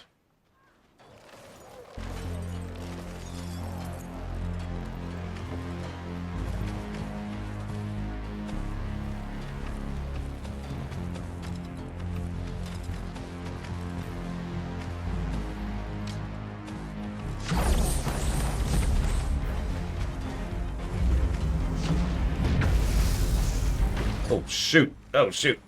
Wasn't ready. Ah. It fits, right? It fits.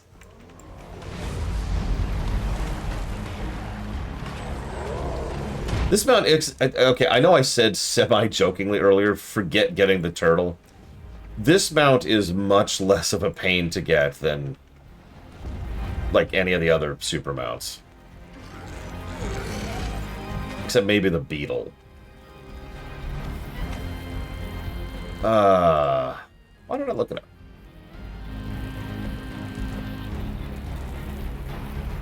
Oh, let's head to the other one here.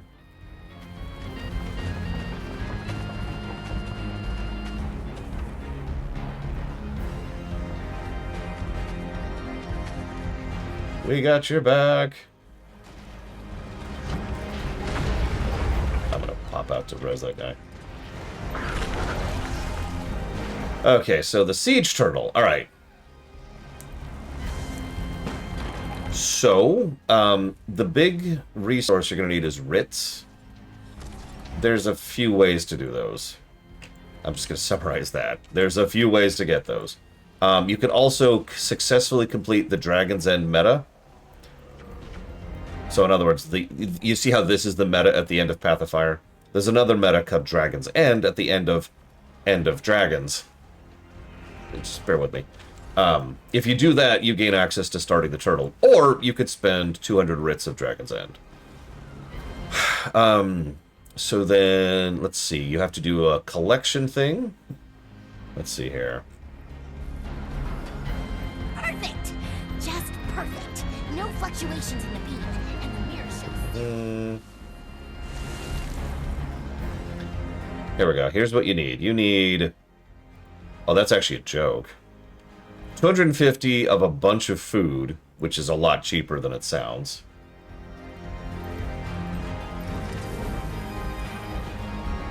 No, Scumlord. I didn't look it up, though, admittedly. Yeah, 200 wits is pretty cheap. 250 of each of the food is relatively cheap, and honestly, we can help you with that. We've got a little bit of gold to burn on getting you a turtle if you really want one. So you get a bunch of food. Then... Let's see here.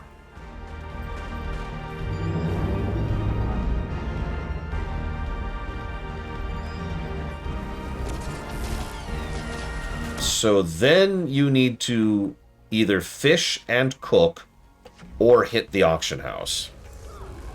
It looks like it's actually really cheap nowadays, though. It's only like 2 gold to do the fishing step. Wow, that's a joke. So, okay. So, auction house to do that. Okay, cool. And then... Okay, here we go.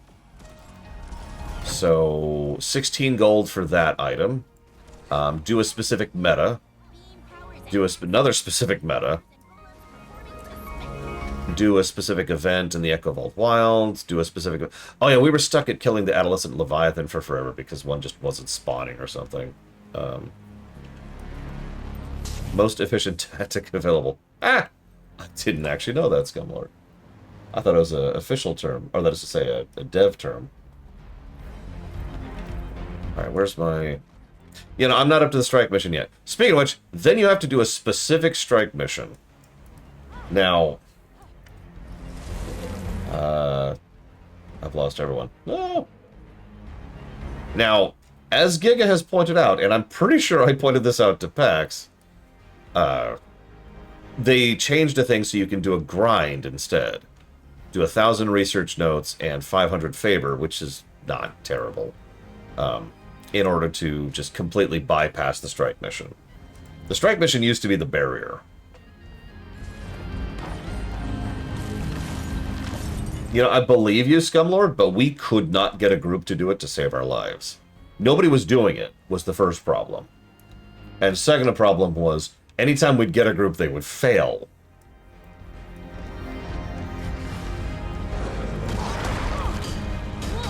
And, like, I don't know, it's a unique form of frustrating when you literally can't progress something because you're reliant on pugs, who may or may not be doing the thing you want to do. But you can just turn in some currency to bypass that step. Now, let's see, what else? So another 16 gold, so that's 32 gold for that step. Oh, now the music starts.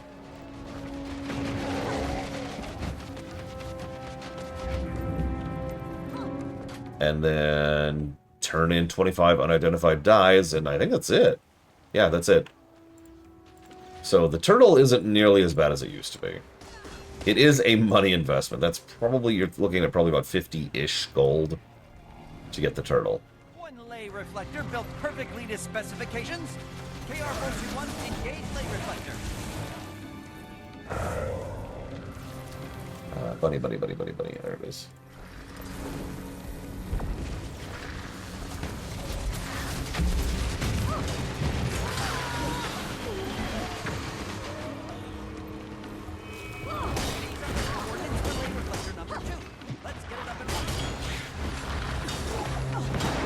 Wow, this is all Path of Fire experience, so make sure you're learning something worthwhile here. You'll notice I'm not, because I have nothing to level anymore. Path of Fire. I mean, I do, but, like, nothing that requires experience. See, look at that. In fact, yeah, I'm at the end of Path of Fire. I have maxed out my experience on Path of Fire. Can you tell I've done Path of Fire a lot? Yes, I did, Mr. Red. The Skyscale and the Griffin grind is part of why I'm just sitting on so much experience, and I'm in need of masteries to finish that out. I don't really care, which is why I've never prioritized it.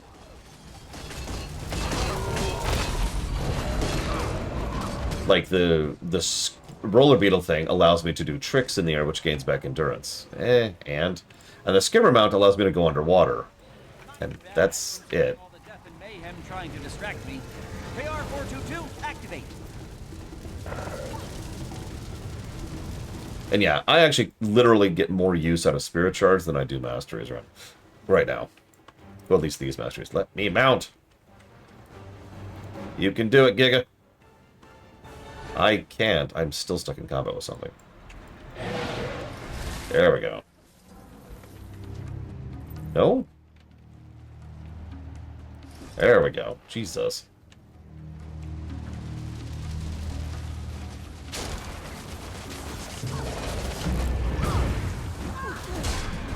Not yet, Giga. Not yet. That's, let's see. Where is that? Wait, I can? I thought... Whoa, whoa, whoa, whoa.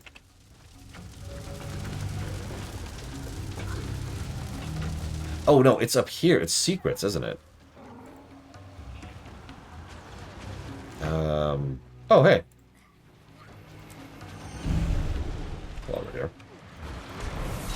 Is that it? Oh. That's the one I'm actually looking for. Combat launch. That's the one I'm looking for. Sorry. Yes, I know you're talking about something totally unrelated. But for a second, I thought you were saying I had combat launch, and I obviously don't.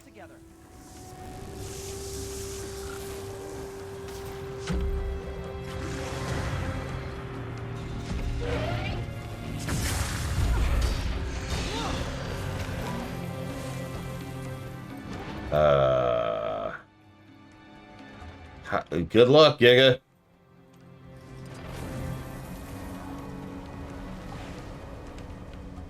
Oh, wow. You're actually gonna make it. No! No, over here, on this ledge. Right here, right here. If you can make it.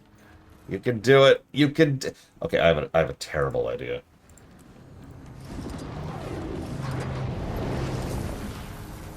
Alright, Blade Travel, I want you to jump out up here and try to jump into my mount once you get up here. Or you could just make it like a boss. Jesus, Giga, stop being so awesome. Wait. Making me look bad.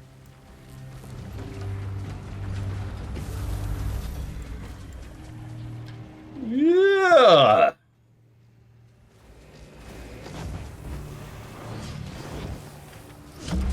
But yeah, I don't remember what it is about the War Cloud that lets you mount in combat. I know it's something. I feel like I didn't have that at the start. This is the greatest plan. Maybe it is just baked in by default. I don't know.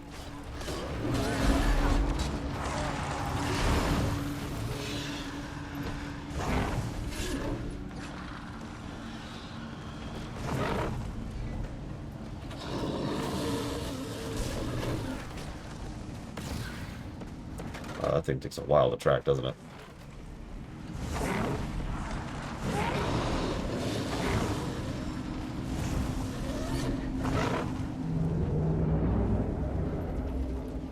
Never, Giga. I'll never. Well, hang on.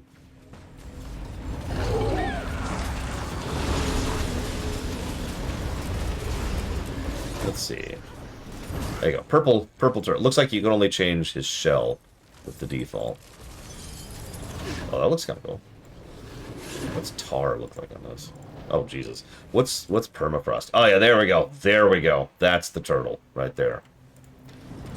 Behold. Oh, that's not even nearly as blinding. Aw.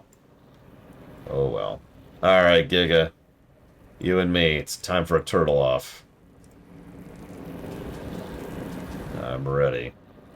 Old West music here. Oh, shoot. No! I can make it! I can make it! Okay, we're good, we're good.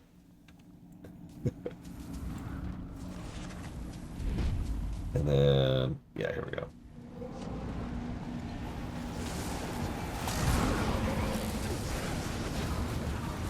Anyways, yes, I can make it purple. So it'll be purple and green.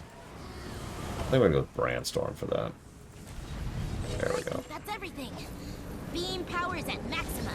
Reflectors and golems performing to spec.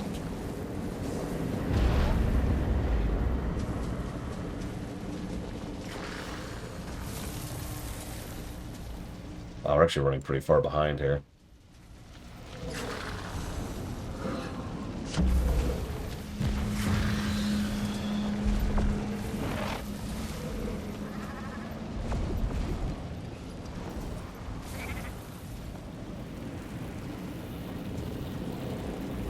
Okay.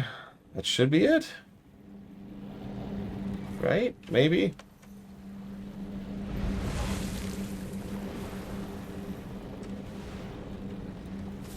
Oh yeah, pick up a spear if you don't have one. You might want it.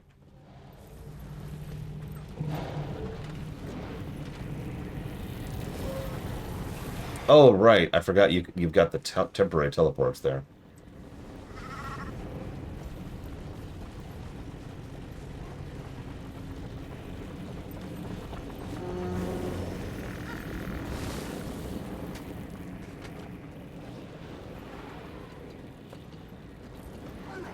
Now we play the waiting game.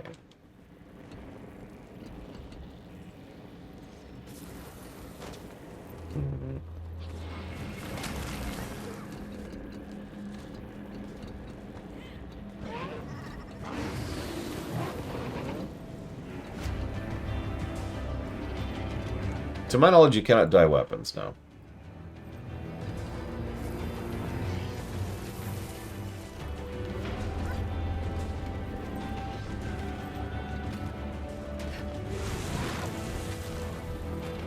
Yeah, I actually remember Timmy talking about these kind of temporary waypointy things. Back when she was dealing with the Mordremoth stuff. Okay.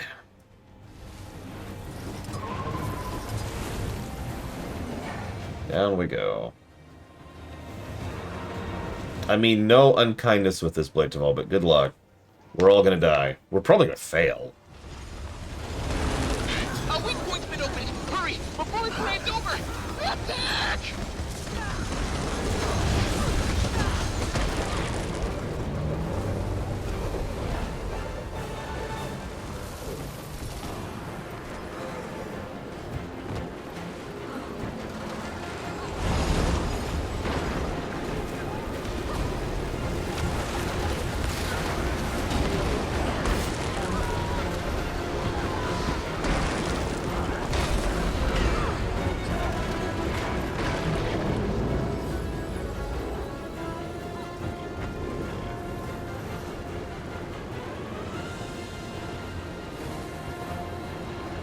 Myself to glider.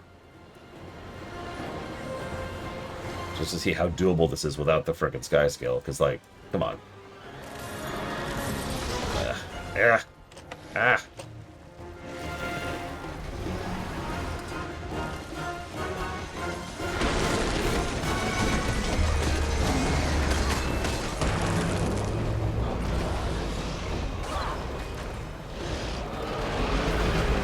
Oh god. Oh god, branded Hydra. Branded Hydra. Oh my god. Elite branded Hydra. Elite branded Hydra. Oh god, run. Just don't even. Don't even. Follow the group.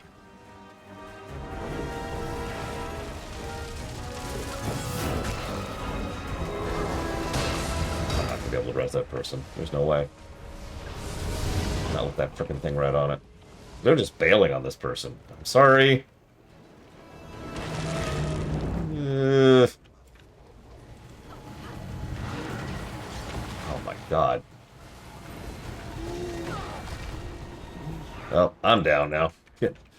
Don't stay for me. Try to keep up with the group.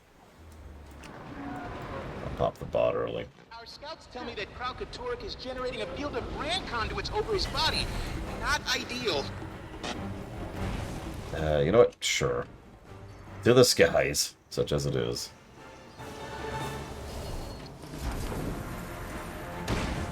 Run! Blade Taval, run!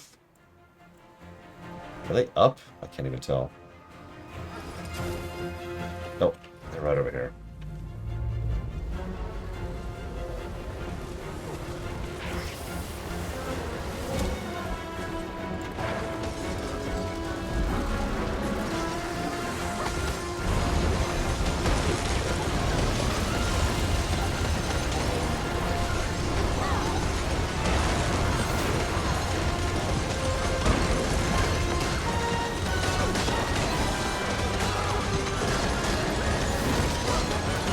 So here's where all the music was hiding.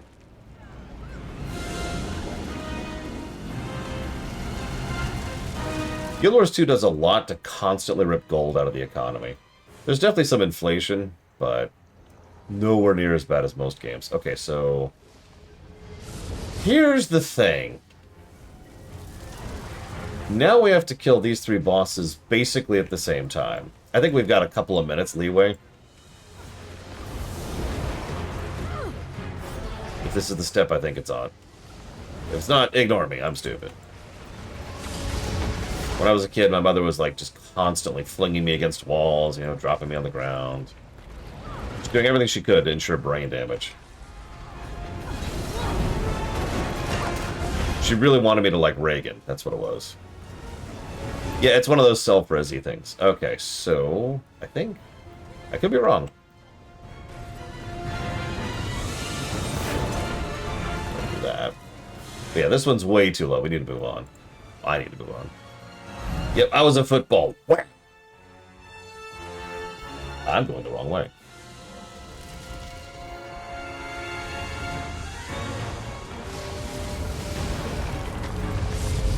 Find me. Where's... Apparently it's 30 seconds. Jeez Louise.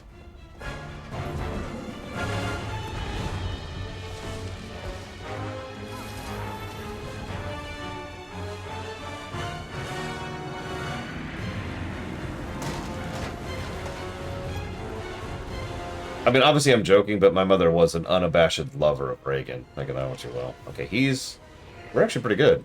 Damn it. I contributed. Technically.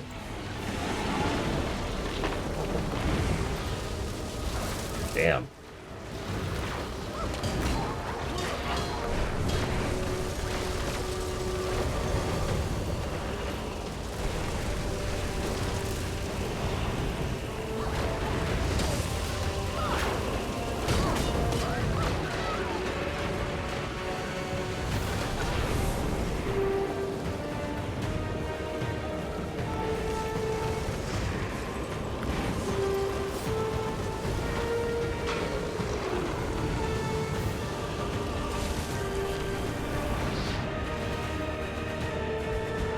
Wrong button. Oh, he's got ley line. I don't. Oh, I don't need it apparently. I don't have the ley line thing. I've never had that. Oh, let me. That was interesting. So in case you missed that, I popped the ley line thing up, which is apparently a unique interaction. Yeah, because I don't actually have the ley line track. But I was in combat. You can't mount in combat. With the Spore Cloud. So I was just sitting there mashing the mount button like, game, please, please.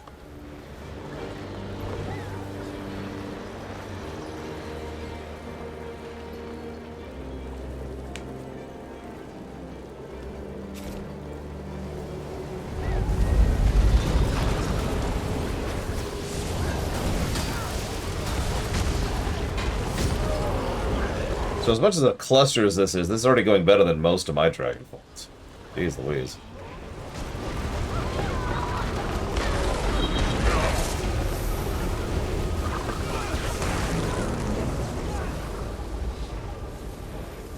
We did this a lot while we were farming.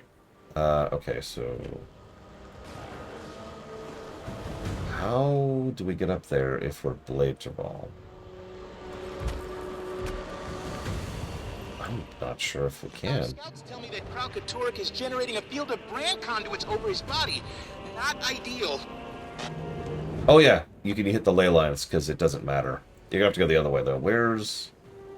Yes, okay. It looks like we're going down anyways. Hey, he can just glide down here. We're good, we're good.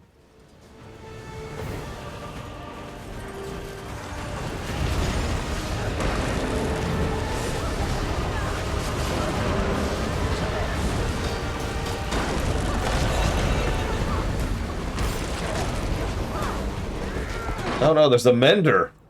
I like how we just out DPS'd the healer there. The boss's healer.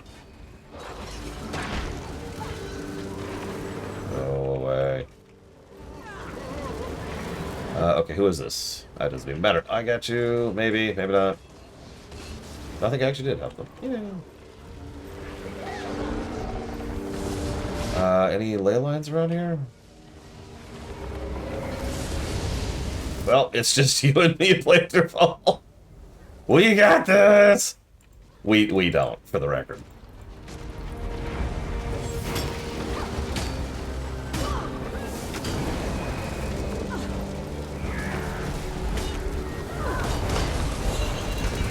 Or we do. I credit that other person, because that assuredly was not me.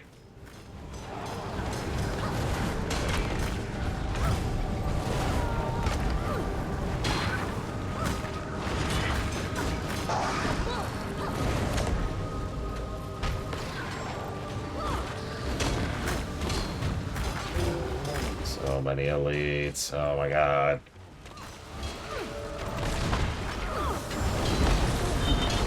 Fine.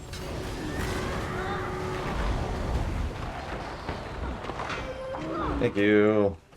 Okay, we need to get out of here. They're spawning. Elites are spawning, no less. Yeah, hang on. So, Leiteville, let's see if this works for us. It might. Hey! Leiteville, Leiteville! Into the wound, Leiteville. Oh, never mind, we're there.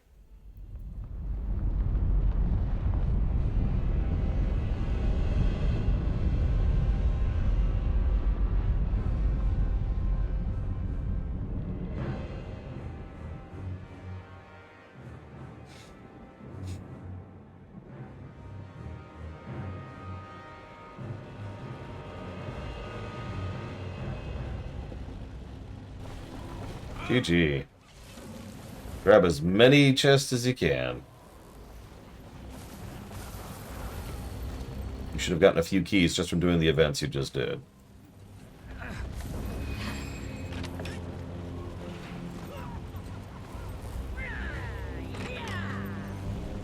So that was Dragonfall. I actually do enjoy Dragonfall for what it's worth. I personally think it's a slightly better designed Dragon Stand.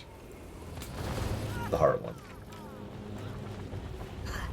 Instead of literally the 3 lanes and all that stuff, it's more like you've got 3 rough objectives which are kind of near each other and can drift in and out of each other as you're going. And of course, having to kill the 3 bosses and blah, blah, blah, blah, blah. Like I said, same general concept, but again, instead of literally 3 lanes, it's just 3 objectives, so you can be a little bit more dynamic about it. And the fact that it gives you the ley line jump, even if you don't have the ley line tracked, or the mastery, is really cool. I didn't even know that. Because just to prove that there's ley line gliding. Whoops, I do not have it. Whoops. Who is that?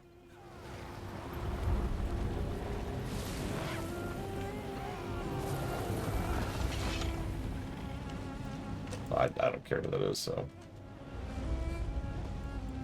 I am gonna go down here.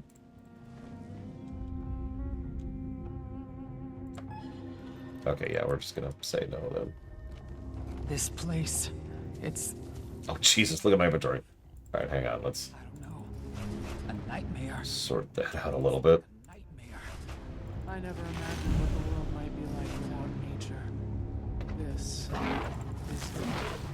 So, if anything looked like this if the crystal dragon wins? No. Rock says there wouldn't be anything left at all. I don't see how that's different from this place. No trees. Threshold achieved. Nothing. Okay.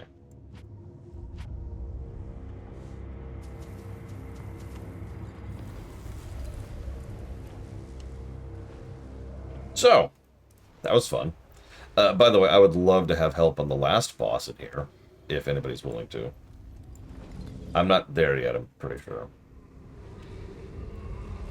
I can check. Pax and I had a rough time with this boss.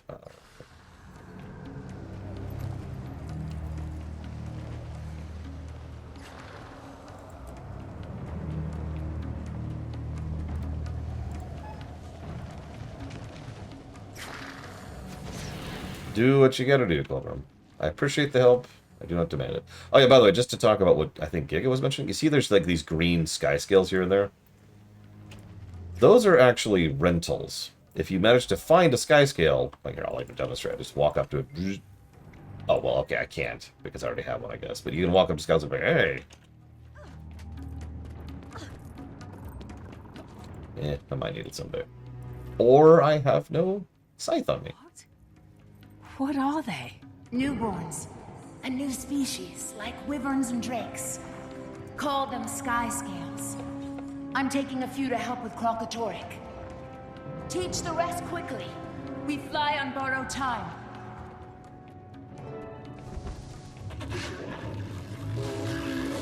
In all the Pale Tree's dreams, I saw nothing like these. Yeah, we're off the map, Kate. They can get us to Kralkatorrik's wing. That's why Orin summoned us.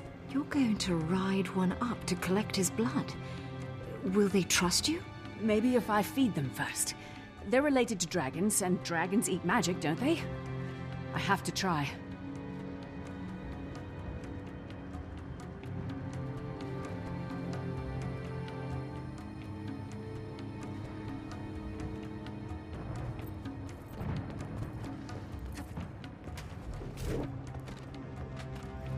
That's it. Gently. Up we go. There you go. Oh, this is teaching you volatile magic eating. With the sky scale, that's funny.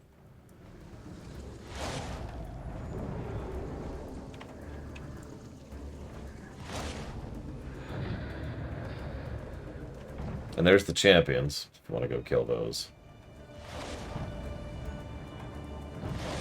I forget what you get from those.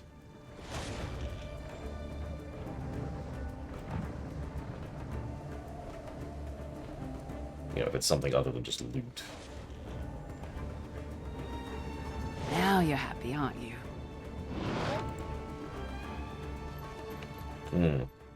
Mistborns, yeah. Timmy, Gorik. I've found a way up to that wing without instruments or dials, so that interference shouldn't matter. Perfect. Get up there as fast as you can. We've got spears, we need blood. Kralkatorrik's healing fast. I'll head back to the Crystal Bloom. Fly high, Commander. You were born for this. That's actually a lie. I was born to serve Mortremoth. Okay, it wants me to go over here.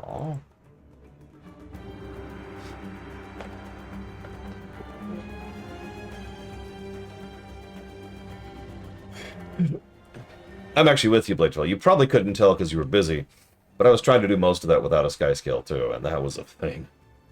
You're out of keys. What do we got with these? I don't have enough for another one yet.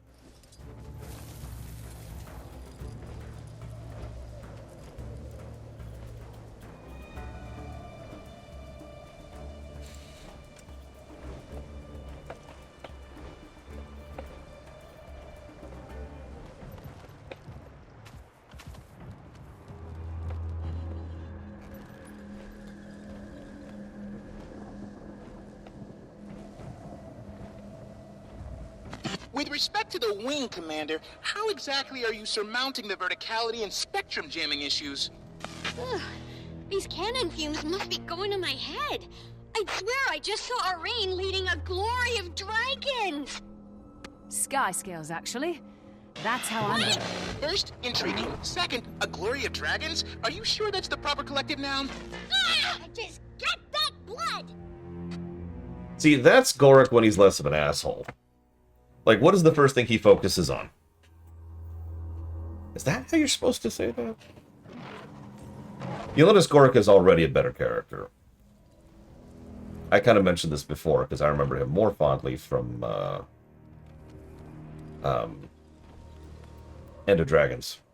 I don't remember if he was an Icebrood.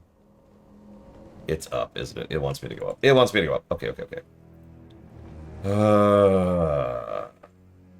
Okay, this is actually probably my best bet here.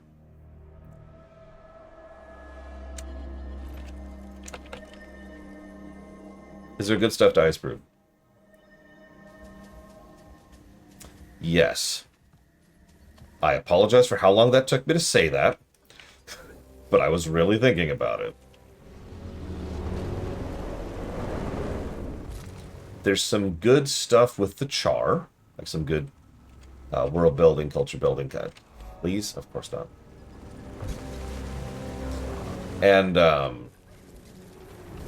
Jormag is awesome. I'm just going to say that. And honestly, as I've said before, I do actually like what they did with Primordus. It was not the direction I thought they were going to take him, since he's been around since Guild Wars 1. But I think it was a really good direction to take him.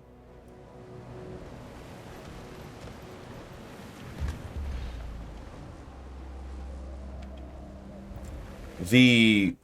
what is that? Dragon Storm? Dragon Brand? Oh god, I can't remember which one that one is. The fight with Jormag and Primordus is... It is Dragonstorm. I actually think it's one of the weaker of the big dragon metas, but that doesn't make it bad. I don't think it's as good as, like, say, the one we just did, for example. The one before that? Oh, I know the one you're talking about. I think. Yeah. No, I know what you're talking about.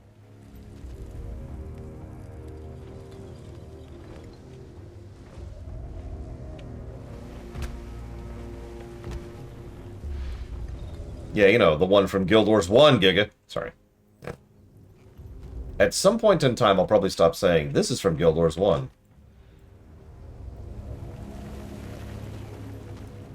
We were trying not to spoil Leechry. But, anyways.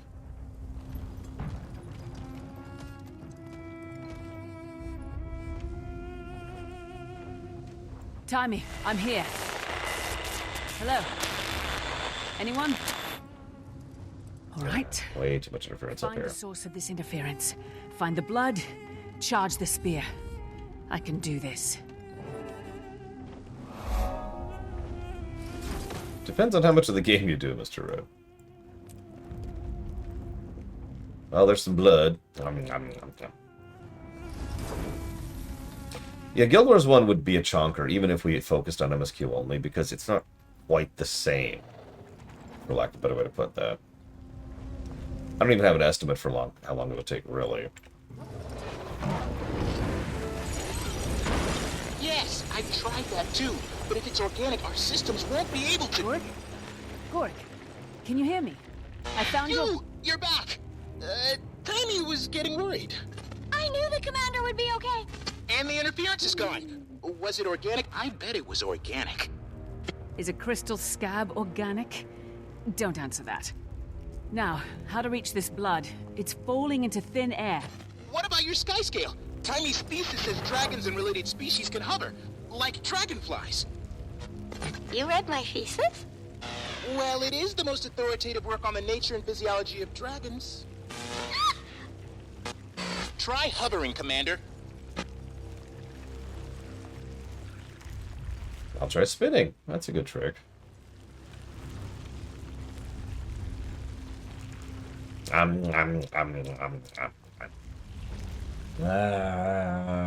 Plenty. You can send up the choppers for more blood, Timmy. I've destroyed the source of the interference. Now, how exactly do we fuse the blood and the spears? We don't have the forge. Gorg, any progress on an alternative? We'll plate them. Specific resonance at close range should flex the crystalline structure sufficiently to permit fusion. In short, we can use the Zephyrite. I've sent Zephyra and 2 Zephyrite ahead with a spear, marking their position. You'll have to run some tests, of course. Right. Need to make sure it works before sending others into the fray.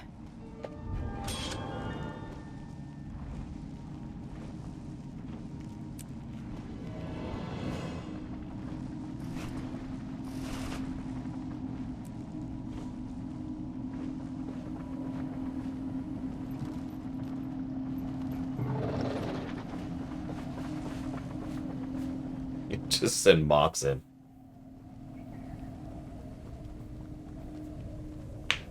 Let's see. Mox, Tall, Ogden.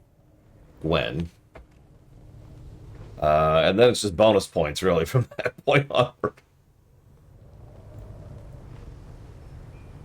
The centaur guy, I forget the name of. Where, yeah, there. Good hunting, Commander. I see you have the blood. Here is the spear. Coat it with Krakatorik's blood.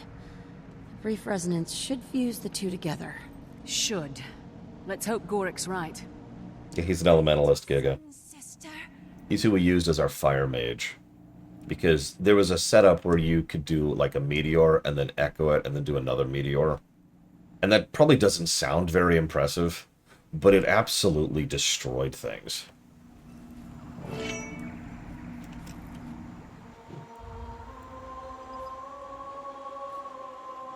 But yeah, I agree. Prophecies, like most vanillas, would probably be the longest swath of Guild Wars 1. A true dragon's blood spear. May it fare better than the last.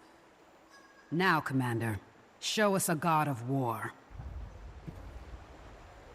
I mean, I did kill the last one.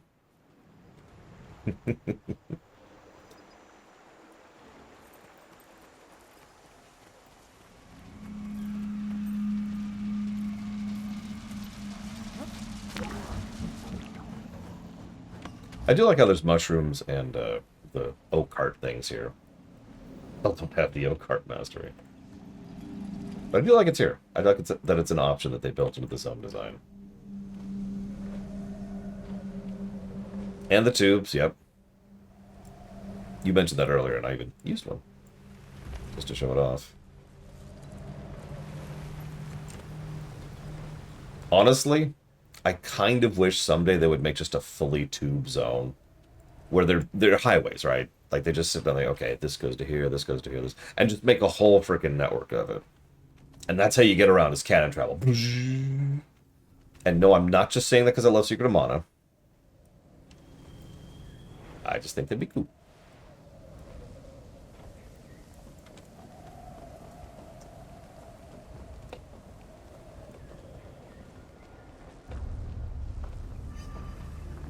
Actually, yeah, Scumlord. But even more so. Alright, yeah, there.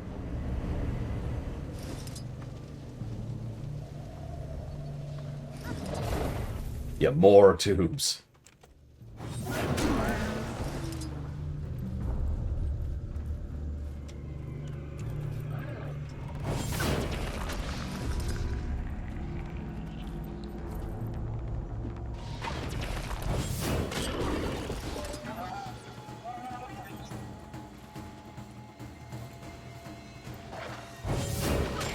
I will say I lament the fact that they've never designed a zone around the beetle. Oh, don't mistake me. There's some zones that are, like, fun to go around the beetle on, but it's clear they've never designed a zone around the beetle. Just, like, a huge swath of, like tubes, you know, so you can go like this, and, like, nice rolling hills kind of a thing, you know. There are beetle races, and some of them are really cool. Some of them are also absolutely freaking bonkers. I'm honestly still not used to riding the beetle. I can even explain why. It's because this is bound to I. And I know that's such an easy thing to fix, but one of these days I need to figure out a button to bind that to. Because my keyboard's kind of taken. That's the problem I have. And you're probably thinking, what is that ability that's bound to I? Drift.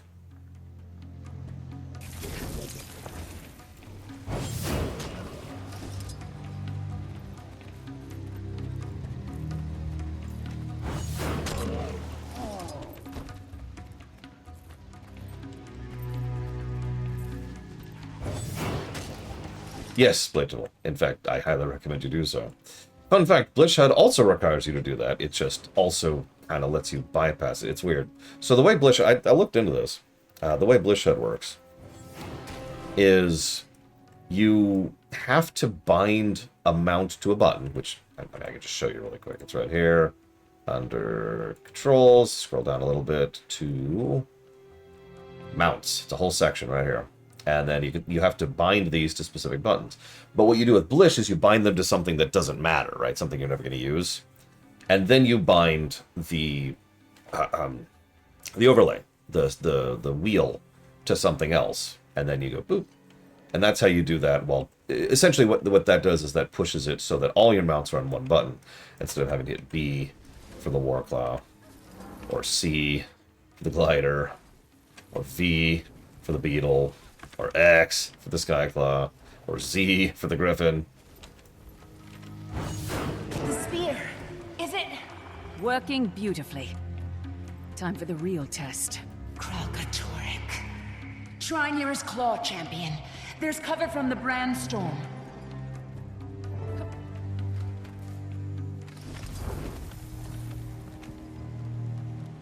I've been putting serious thought into doing exactly what I just suggested with the mounts. Just because, like, I have things like the turtle, or occasionally I want to get on the rabbit. And they're so situational that I don't actually want to waste a button for them, you know?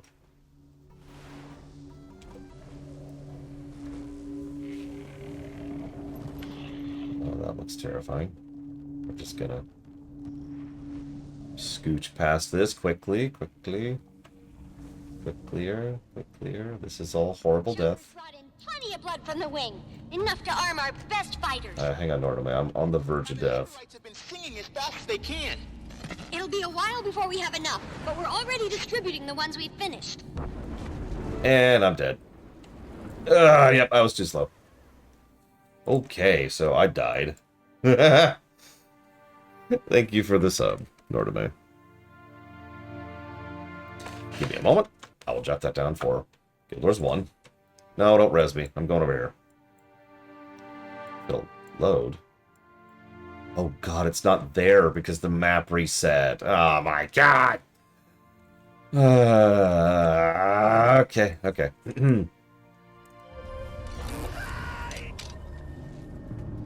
So that's going towards Xenoblade 3, Xenoblade X, and Guild Wars 1.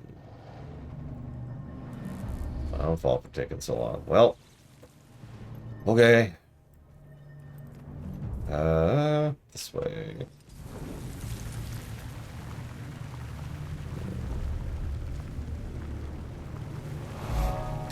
Yeah, what I'd probably do is I'd probably go ahead and leave Skyscale on X, and then, like, rebind Mount to probably B, I would say. Oh, no, I'd probably leave the Warclaw on B, actually, now that I'm thinking about it. Maybe put that on Z? I don't know, I'll think about it. I'm still amused I can't show you Bloodshot. I mean, I could. It would take a little bit different effort. Okay.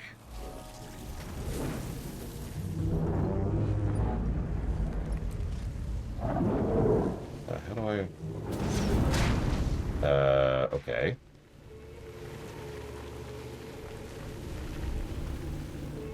Don't mind me. Yeah, exactly. Calmer. Which, honestly, I'm not going to do. Like, it's not worth it at that point. Who is that guy, and why do they keep trying to join?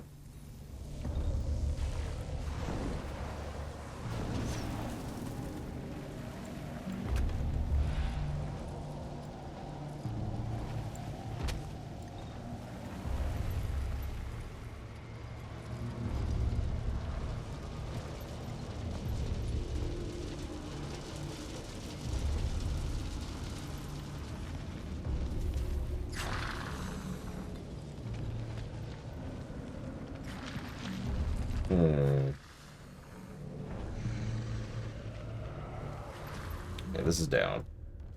Of course. But that's okay, because I'm up here now. That's... Wait. Down. Where is that? Ah! Where is that? God damn it. Okay. This is really annoying. That this is all my fault, too, for taking too long with the previous quest. Could have done it when the storm was gone, but no, I had to die.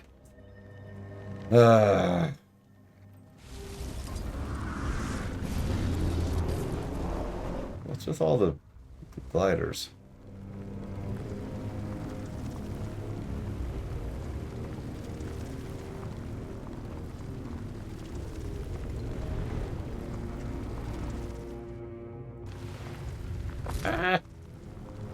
Giga trying to get me killed again. Listen, Giga, it's not hard to get me killed, okay? It's not a big accomplishment. That's all I'm saying.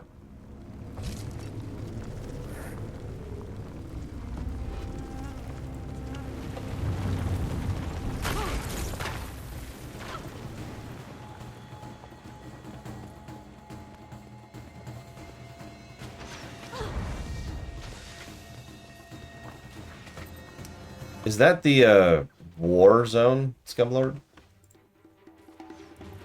In Icebrood, I want to say.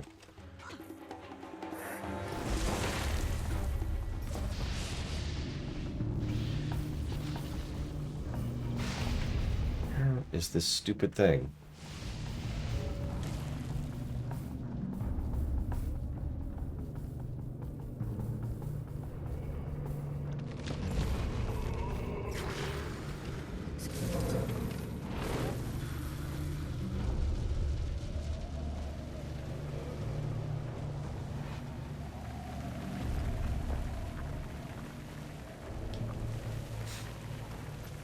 I guess they do expect you to have the skimmer by this point. Elder Dragon, I believe this belongs to you. For Alona, for Tyria!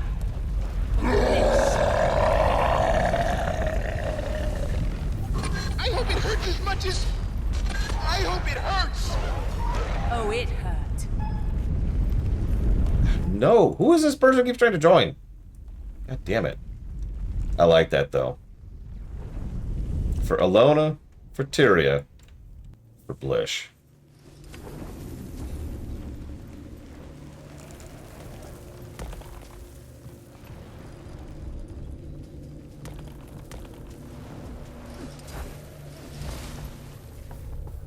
Commander, you're right. The spear really works. But somehow, Kralkatorrik is still healing. What? I know. We're redirecting ley lines, but it's not working. It's like there's an artery of ley energy right underneath him. My seismic data supports Timy's hypothesis. He's tangled in some kind of cave network. We have to get in there and block that ley line. I'll go. Good. Kaith, you come too. Commander, do you need your pack marshal? Glint's army needs you. Stick with them. Commander, I'm coming. It's settled. Let's go.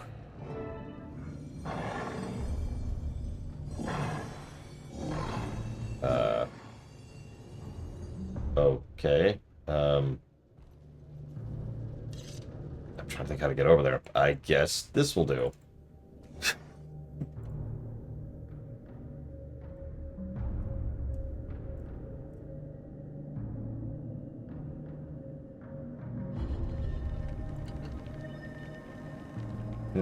No, that's not the zone I was thinking of.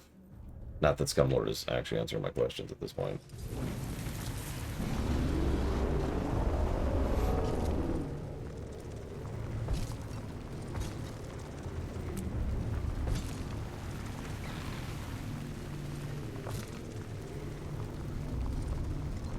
Okay. What? How? Whatever. Oh, hey, they're actually carrying out a waypoint right now. That's funny. You heard him. Watch out for the wildlife. Anything that moves, kill it. What about me? Ah! Kill the commander. She's moving.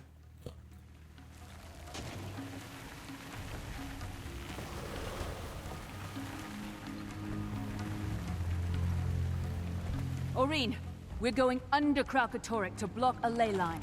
I'll be there. Almora's army is about to attack. They'll keep him occupied while we go below and finish this. Is this it? Hang on. Is this it? Yep. Yeah. This is it. So, yeah, so the whole army does the charge up to north, which we actually just did. By up north, I mean up top. Well, we go down below.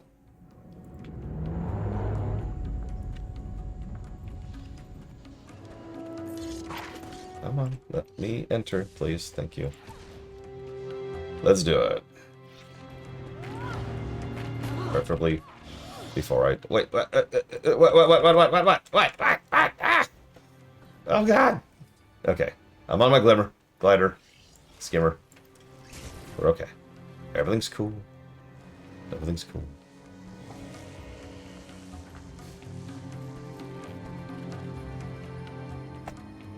Okay. In we go. Final battle of Path of Fire. Then I'm going to do a bunch of auditing. I didn't get a lot of sleep last night. I didn't wake up early enough to do the audit off camera. I'm an idiot. Alright. Over here. Pull this out.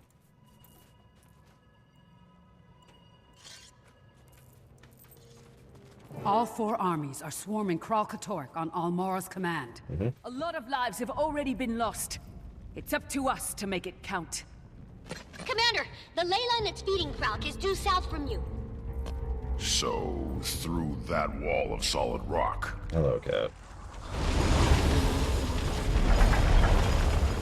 This way. Thanks, Aurene? That works. I'm gonna go with thanks.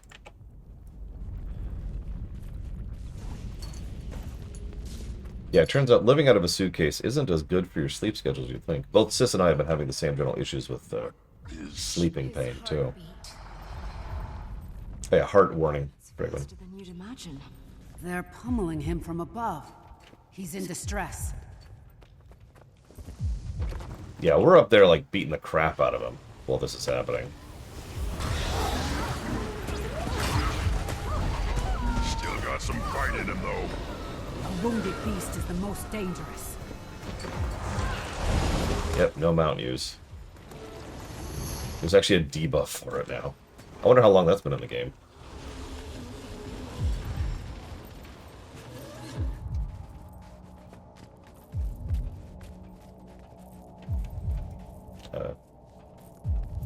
Can't be much farther. Honestly, I forgot about it until we were here, Bregman. But, yeah.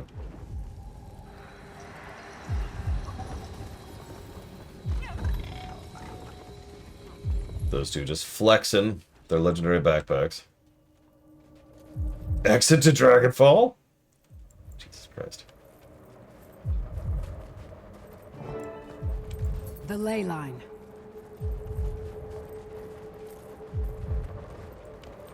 And another. And another. We have our work cut out for us. Yeah, 3 ley lines just pumping right into him. That's his face, by the way.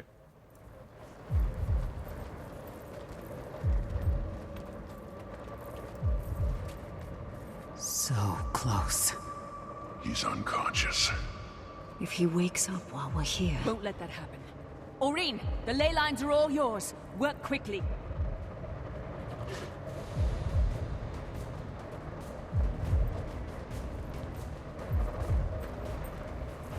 Yep.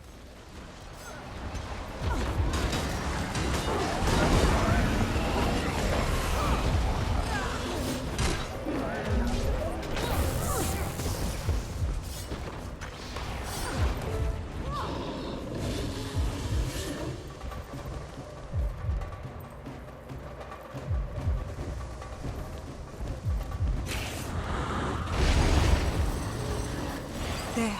The first one's sealed. Good girl. Light him up and knock him down. On to the next.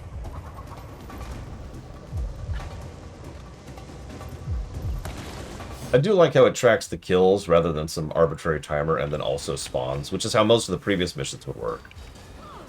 So if we burn these through quickly, it advances quickly.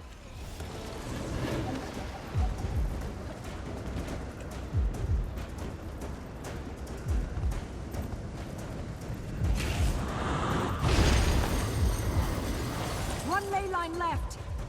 Commander, Keep all forces up there focused on the dragon. you got it!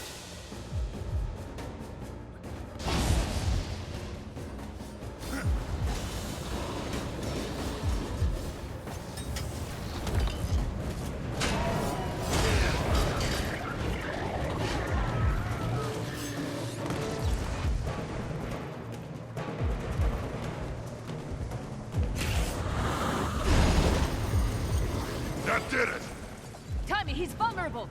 Tell Almora to move all armies in for the kill. Go, go, go! Would you like to exit to Dragonfall?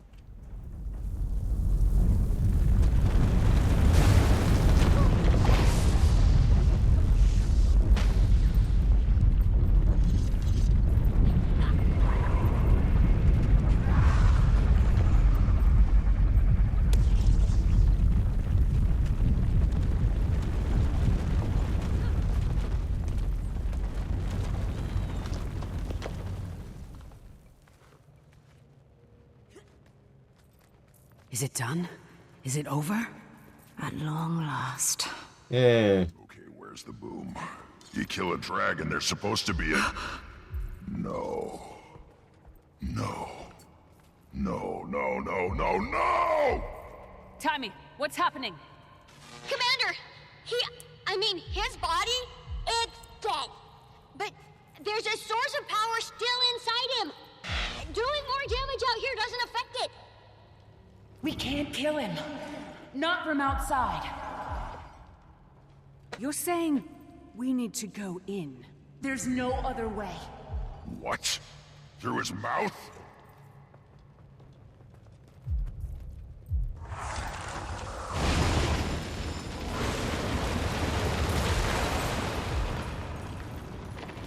Just Aurene and me. If she dies in there, Joko's magic can resurrect her. The rest of you, not so much. But that goes for you too. We've known all along that the Scion and Champion must face Kralkatorrik together. Defend these ley lines. If he starts healing again, it's over. The Branded will not get past us. Rytlock. Listen. Dragon's Watch. Shut up. You're coming back. Aurene. I love you. I love you too. Champion, it's time. Giga, no! And Keith is dead. Join me, my spirit minions. So, what do you think is inside Kralkatorrik?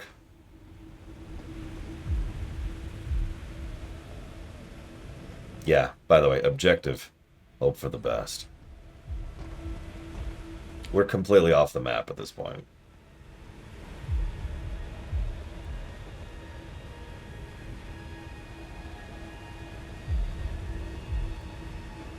It's so beautiful and quiet. If we succeed, what happens to you? I'm not sure exactly. I can feel all the magics in me. They're not in harmony.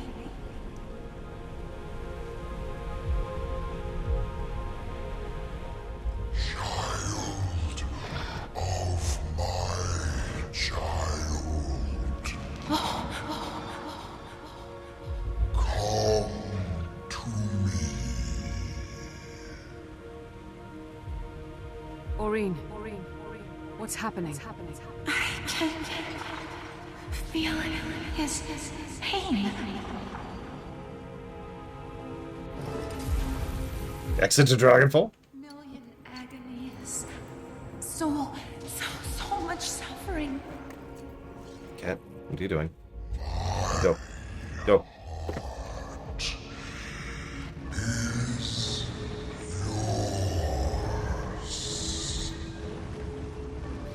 Is this some kind of trick? No. I think he wants us here. So I've only done this fight once, ever, with Pax. He beat the snot out of us. So this is the inside of Kralkatorrik. Fitting that it's a combination of a mountain range and a storm.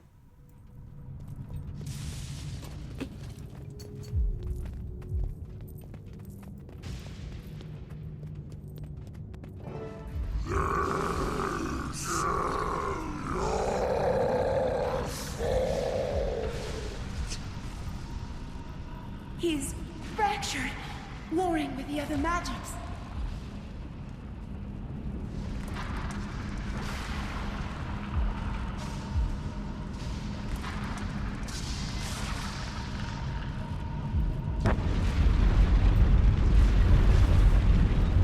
I've got you.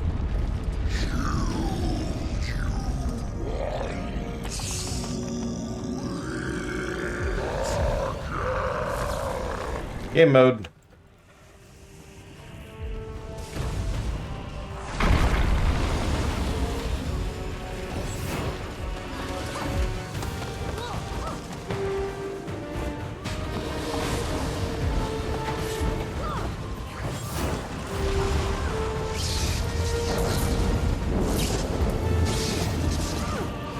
A storm is coming. Follow me, champion. I'll protect you. I'll protect you with the exit to Dragonfall.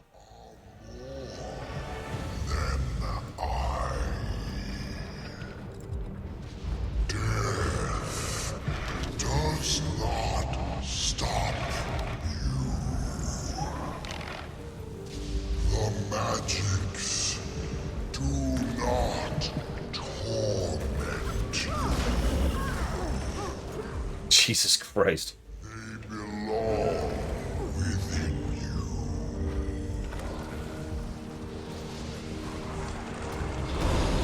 Yeah, by the way, we're in Moon Jump territory. There's Balthazar. What is yours? Jesus, we are rolling over this.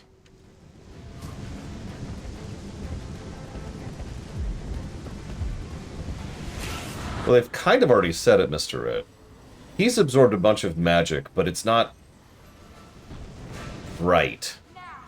Deal the final blow.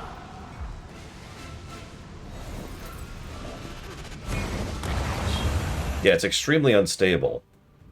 And it's been getting worse ever since Zaitan died.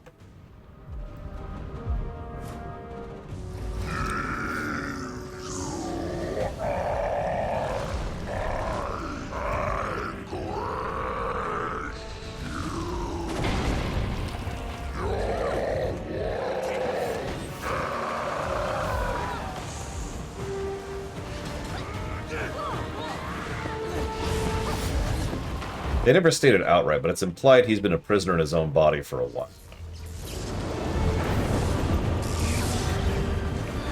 Follow me, champion. I'll protect you. And let me tell you, I vibe that. Is blinding. It lies. Its pollution steals my sense. It promises destroy everything, and the pain will cease. I understand, grandfather. We'll end it for you. In case you missed that, he just begged his granddaughter to help him commit suicide. There's Mordramoth. Remove this impure magic from me. I mean, yeah.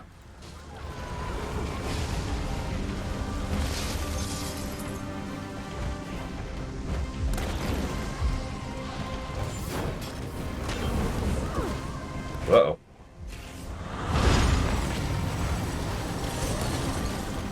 Yeah, something in here just hits like an absolute truck. Killed me earlier. I know it killed me in packs a few times.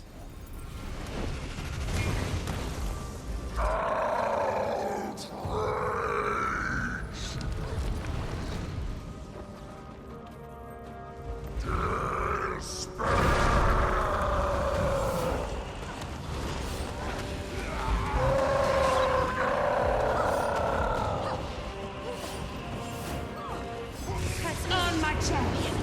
The end is near. Follow me, champion. I'll protect you.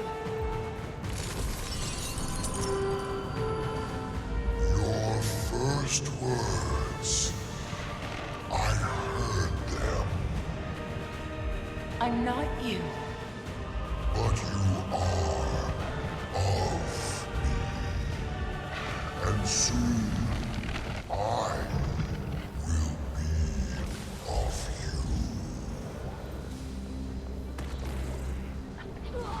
Your mother was Whoa, whoa, whoa, whoa. She thought it terrified you. Nothing terrifies an elder dragon. Not even death. Zaitan.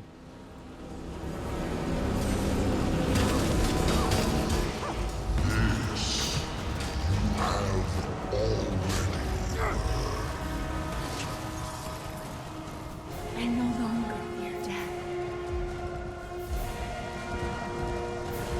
Raul Couture gets a lot of characterization at the last minute, but I think they do some good stuff with it.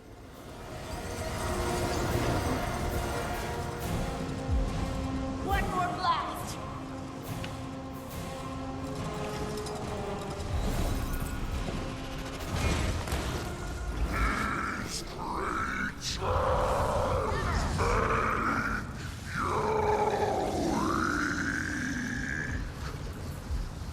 They are her strength. She tries her own kind. She is the first of her kind. You have made me bare. The pain is ebbing.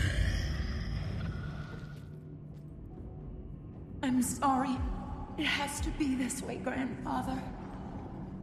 Child of my child, I only hope that you never have to kill what you love. Now, mortal, return my blood to my heart. Actually, this is a better shot. Aurene? Right there. Do it. By the way, very minor touch. When the torment was falling to its death and dissolving, the very last action it took was its hand. It was actually its left hand.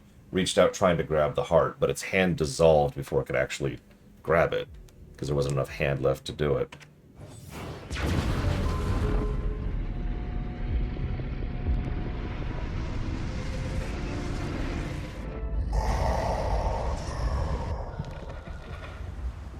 My grandfather's prophecy is fulfilled. My mother's legacy is complete.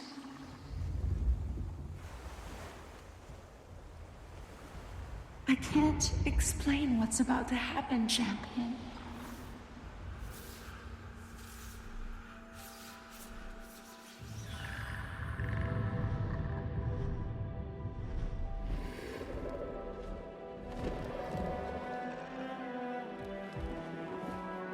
But I want to share it with you.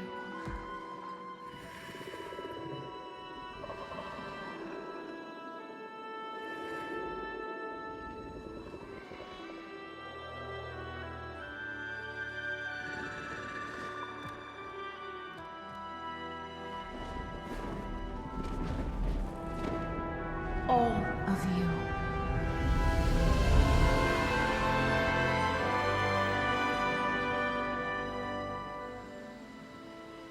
I do like the visual symbolism. She's prismatic. Multiple facets of magic simultaneously.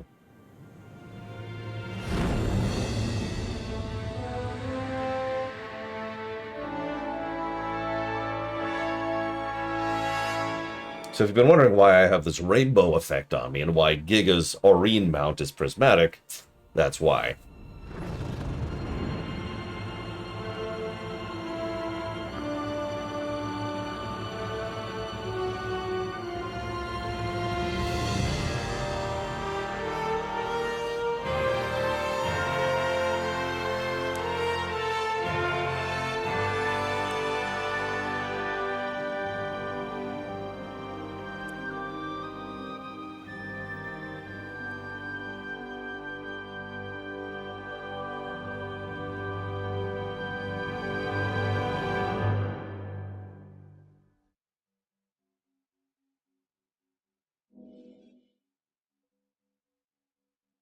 Yeah, the Aurene weapons, which none of us have, so we haven't really been showing off, are like that too.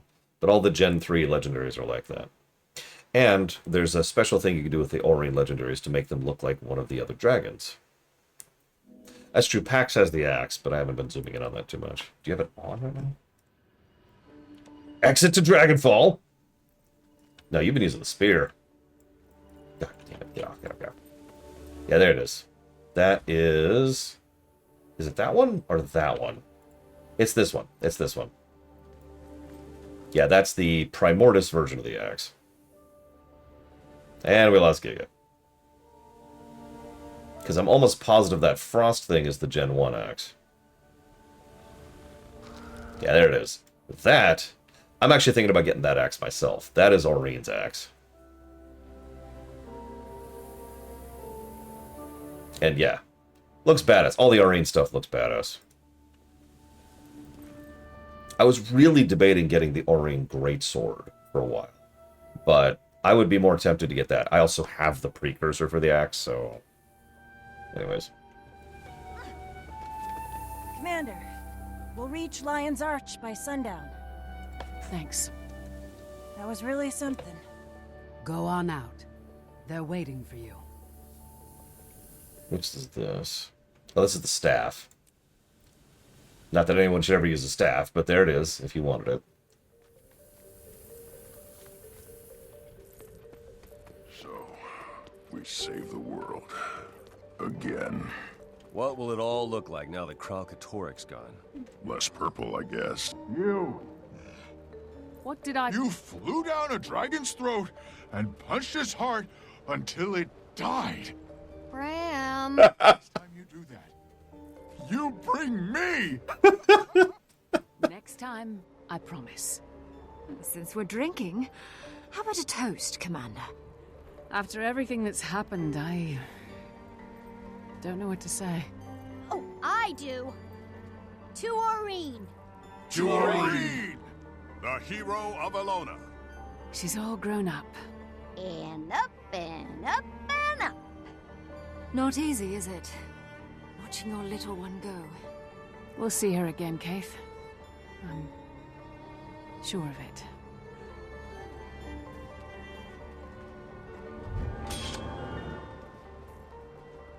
In the Icebrood Saga. Oh, shoot.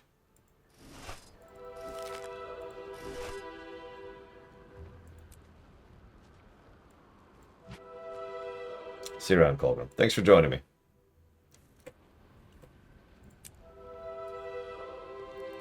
Yeah, that's Path of Fire. We've got a few little dialogues here to do, and I've got to do the audit, but that's it.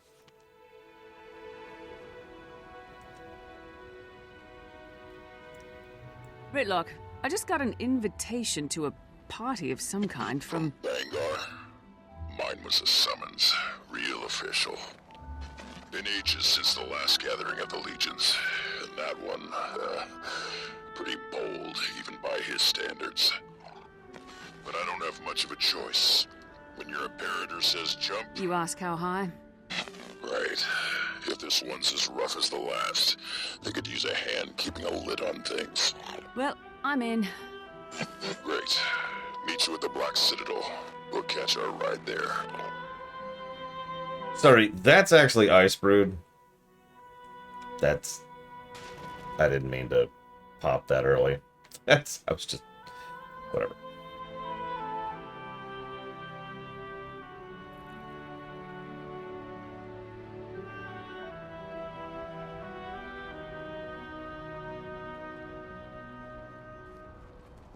What's next for you? Now It's simple. I serve. Wherever Aurene wants me to go, I go. I'll wait with the Zaishan until she calls. The Crystal Bloom will carry the good news without me. Thank you for opening my eyes, Commander. For restoring my faith. For helping me to see.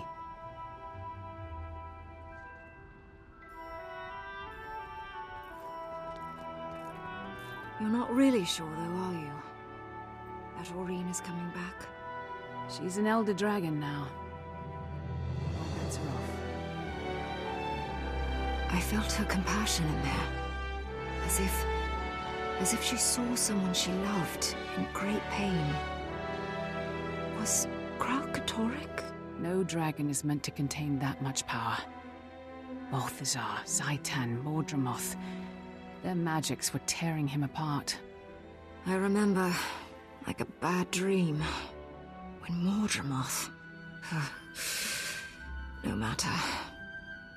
I can still feel her love. Even from here. Even now. Time for me to go home, Commander. Back to the Grove, where it all began.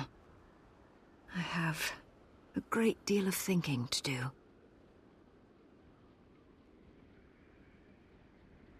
Yeah, Keith. We're not going to see as much of her from now on. Actually, several of these characters are going to take a bit of a step back now. Except for Bram. Gotta have more Bram. Oh,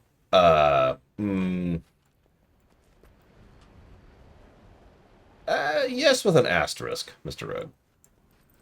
I'm just glad I can make it all up to you. Eventually. And with a lot of help. Thanks for giving me the chance, Commander. Yeah. Thanks for giving this bozo the... Kidding.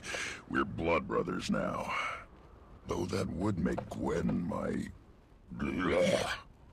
What will you do now, brother? Never thought about it. Never made plans for if the world didn't end. Me neither. Guess we'll have to find out.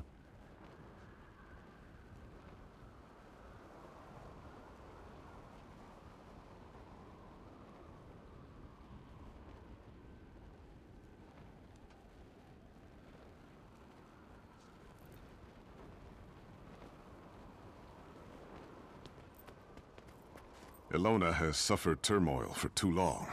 First Joko, then the Crystal Dragon. Our political system is in shambles. We need statesmen, guardians of the peace, those who live out the Sun Spear's 8 virtues. I'll find those people and raise them up. It's time for Elona to take her place in the world. Yes, Saim. You find those people. Because they are not me. Been one hell of a day, Commander. Been one hell of a life. You must be proud of how Rox fought today. Yeah, I am. Taimi's gonna be okay, right, Commander? There's no way she's gonna... I mean, she can't. No one knows the future, Bram. For today, just today, let's not worry about tomorrow. Love you too.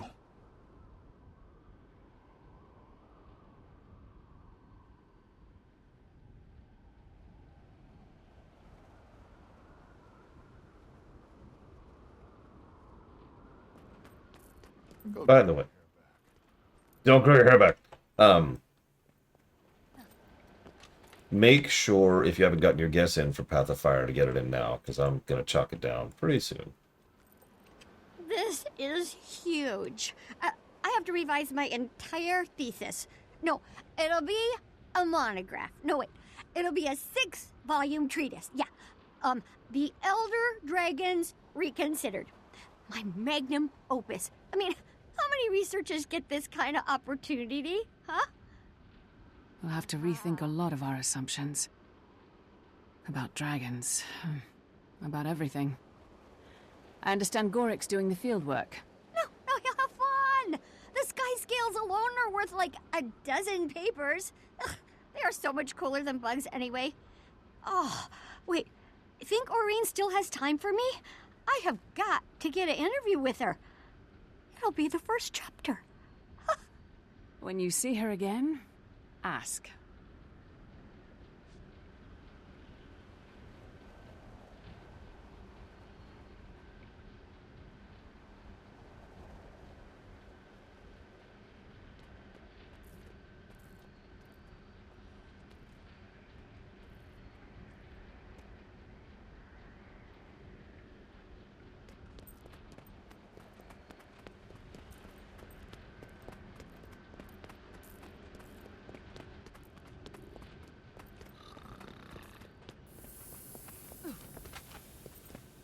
In all my years of sailing and plundering, I've never seen anything like this. You do keep life exciting, Commander.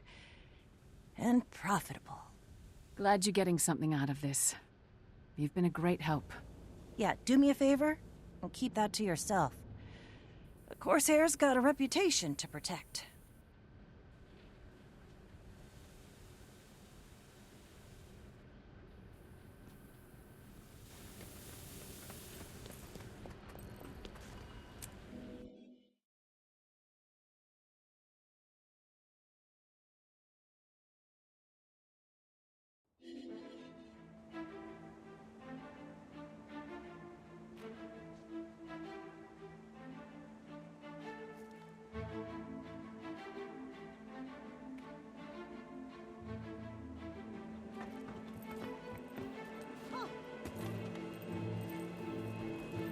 Okay, now to be bored for a minute while I do some typing. Sorry, everyone. I'll hurry as fast as I can.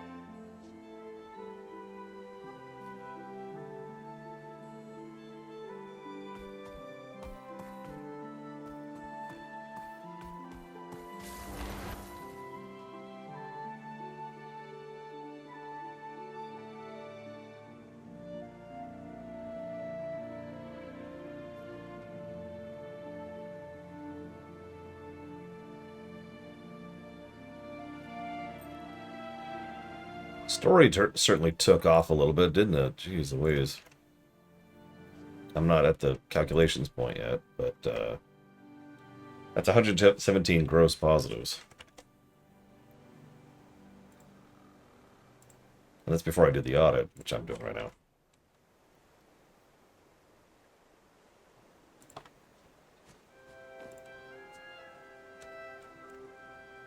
All right, you do that too.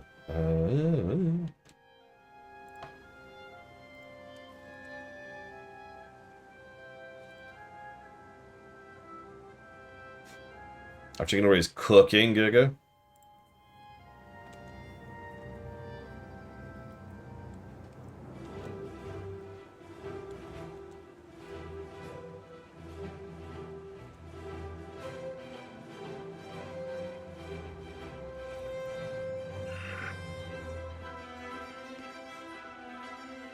So far, most of the positives are about the same as we usually have. But all of a sudden, we have double the character positives in Path of Fire compared to Heart of Thorns. Which, yeah. Quadruple the cutscene positives, which, yeah. More dialogue positives. More doodad positives.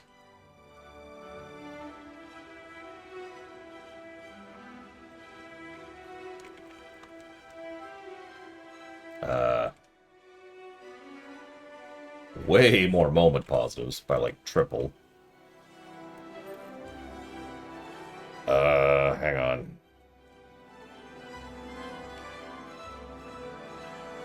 Quadruple the MSQ positives. This is all in story. To be clear.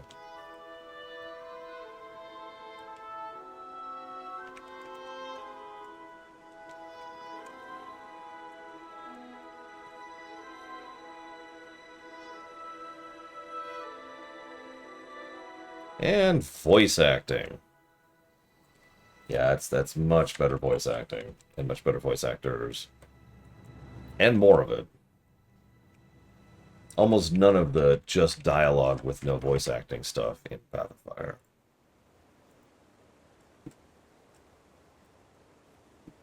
Oops.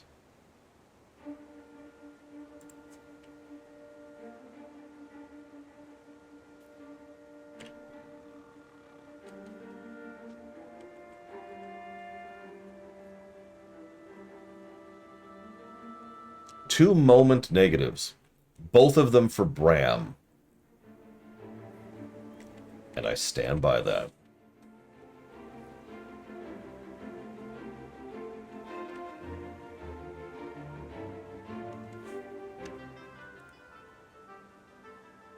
Honestly, I'm not sure I disagree, Scumlord, and we'll see if the review agrees.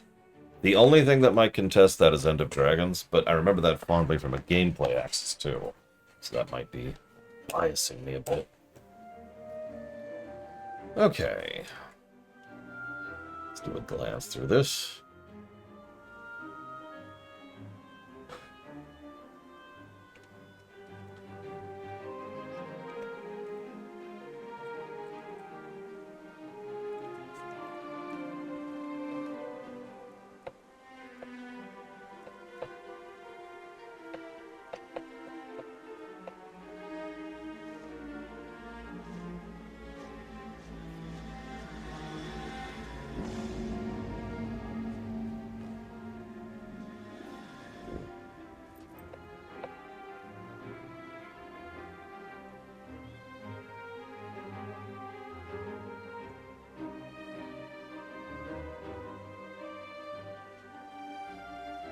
Hey, Colgrim, that was fast. I'm almost done with the story audit. I anticipate it's going to score quite high. Just the story, I don't know about gameplay. This path did have several irritants.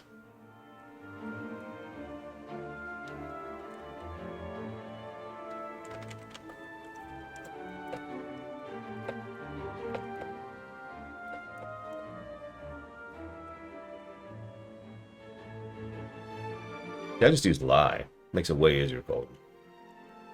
So I'm going to do a vat stir for a while. Just hold your nose.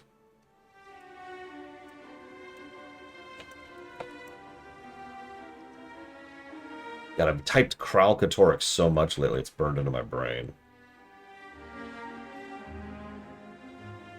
Ah, that's a good point.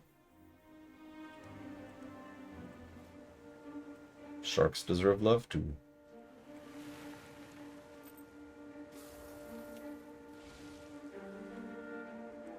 Yeah, we have changed the status quo quite a bit in Season 4. Joko is gone, and I do mean gone. Kralkatorrik is gone.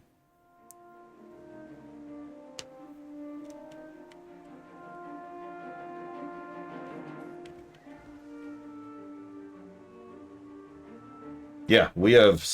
Remember, one of the big problems we had was we had no long-term solution for the removal of the dragons. They had to go, but we couldn't get rid of them.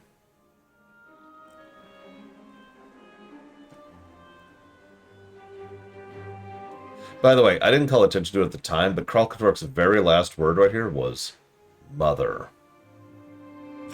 Last word he said. Do me a favor, keep that in the back of your mind.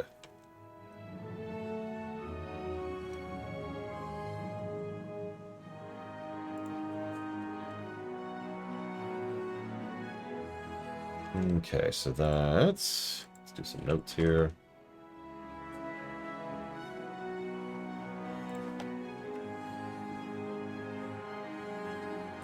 Honestly, and I'll talk more about this when we get there, I have suspicion that End of Dragons might have been their original idea for Guild Wars 3.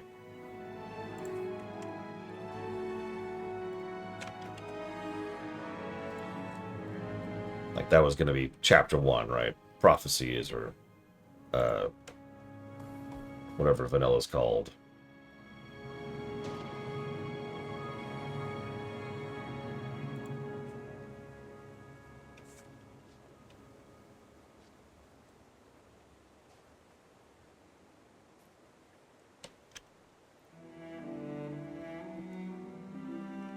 That's a good question, Smirastar.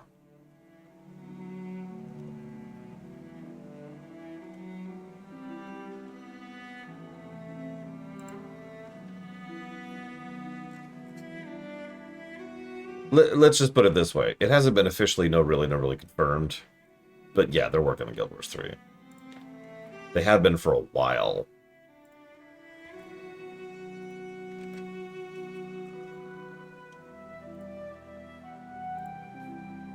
They're also working on a Guild Wars 2 expansion, which is almost guaranteed to be announced in about a month here. Month and a half. And yeah, come out later this year.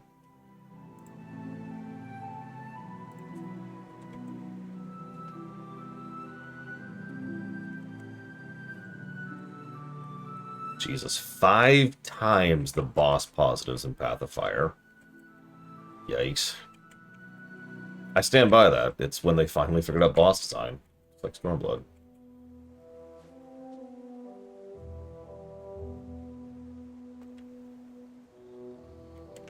But yeah, considering Guild Wars 2 is a lot more episodic, for lack of a better way to put that, than a lot of other MMOs. Like, even FF14 and Modern WoW, both of which are very story-centric, are much more like long-standing, you know, big, huge story arcs going across huge swaths of time. Whereas Guild Wars 2 tends to have fairly definitive endings. FF14 has only had one definitive ending so far.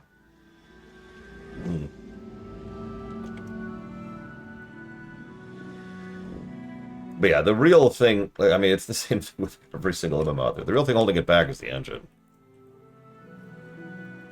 Poor engine.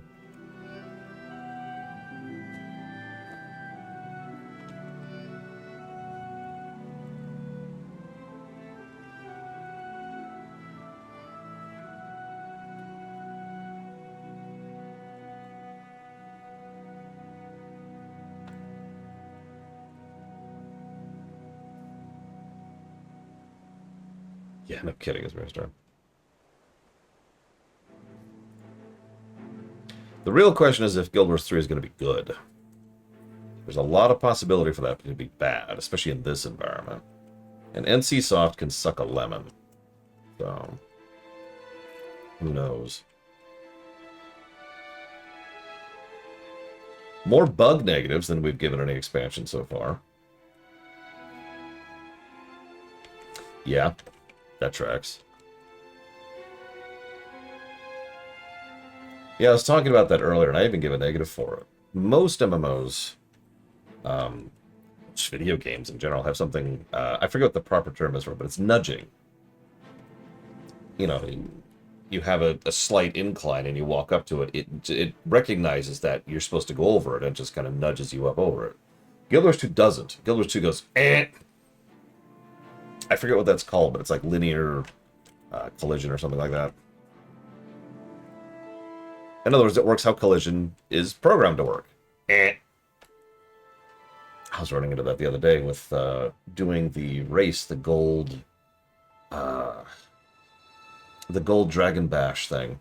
We have to go hit, I think it's 21 pinatas in like 2 minutes. And I keep coming with like 3 or 4 seconds of it because I would get stuck on a chair. 19, thank you. I would get stuck on a chair and it's like, well, okay, start over. Because that was that. I lost a second.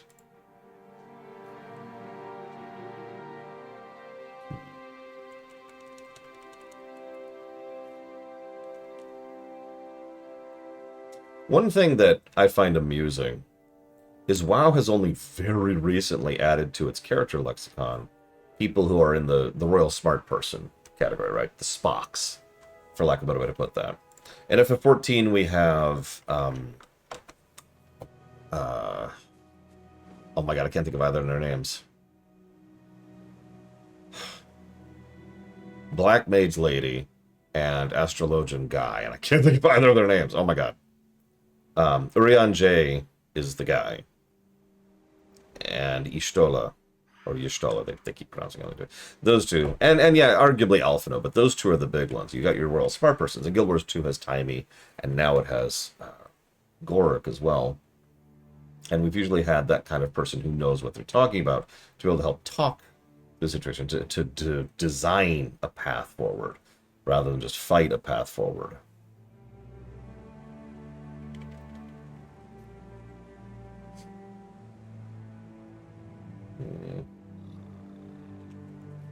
Yeah, Traharan, actually, I can see that. Traharan is probably as close as we had, since he was the scholar. Yeah, now we have Khadgar and Dagran over in WoW. And bit by bit, they've been adding a couple of other side characters who kind of know their stuff, too. Like, honestly, we got the Fixer in Undermined. You know who I'm talking about.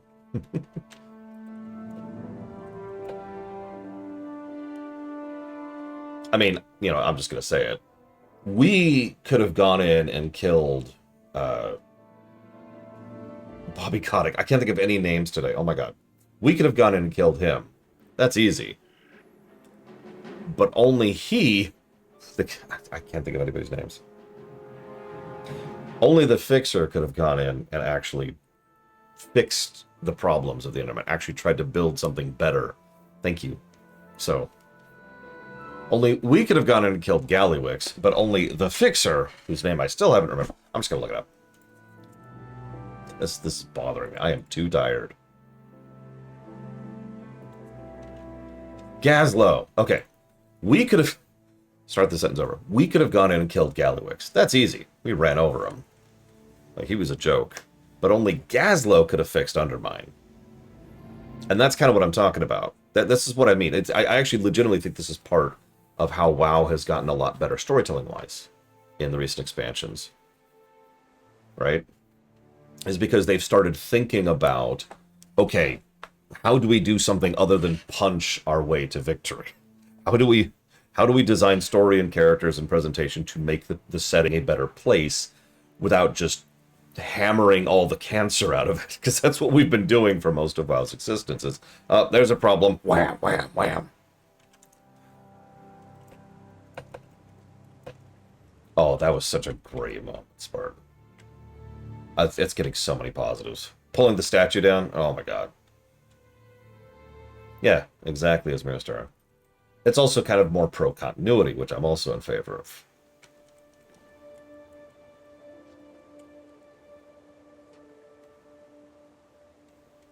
I haven't played that yet as Mirastar. Undermine is where me and my co-op group stopped.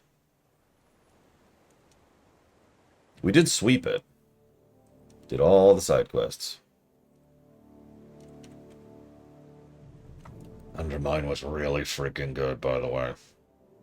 Might legitimately be the best zone in the game. No joke. It's... I was legitimately shocked. That's all I'll say.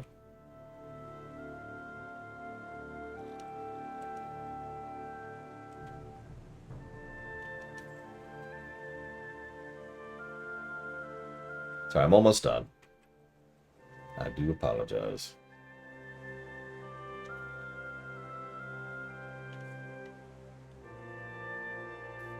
Yeah, the next patch, which we are not spoiling on camera, holy crap.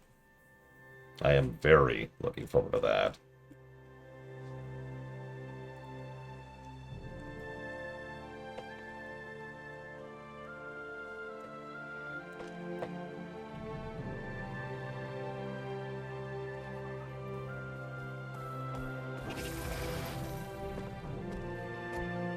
Okay, so that's...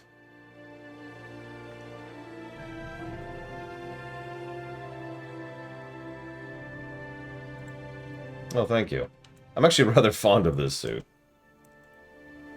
Really, Spartan? Wow, of course people are complaining. Why wouldn't they be?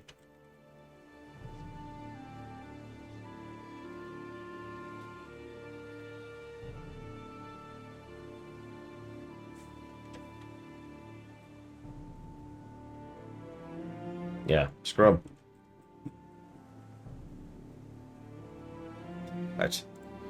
We're past that, you know. Screw 'em. Almost done. God, you're so impatient, Giga.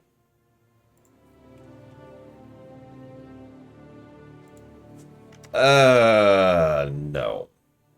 Dragon response missions. What's probably going to happen is we're going to get there. And we're like, okay, so this is a dragon response mission. And then we're going to be like, naked. And then we're going to move on.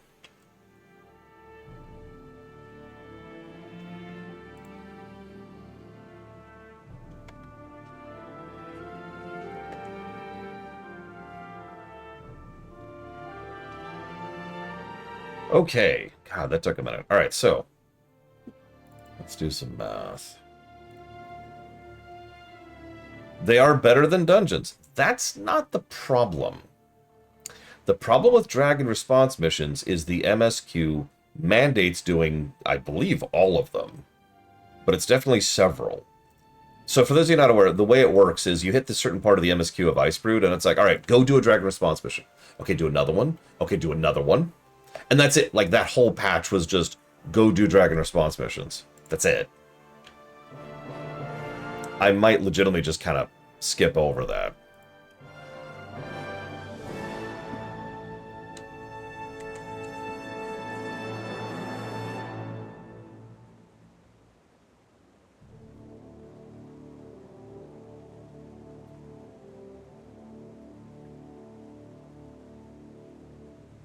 Wow, longer than I thought. 23.78 hours.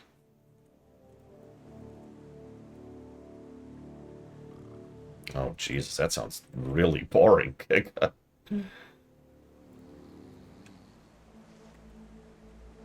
No offense. Whoops, that's wrong. Ah, shoot. I'm stupid.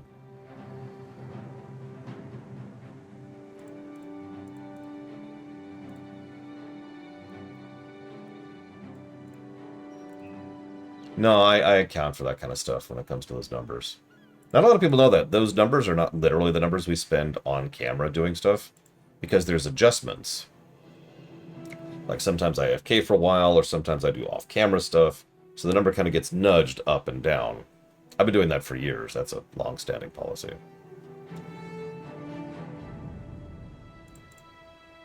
Oh, here it is. Okay, so... Oh, for God's sakes. Sorry, I did something wrong here. Okay, so 34... 34. Yeah, okay. So 34... So remember that number, 34. And then...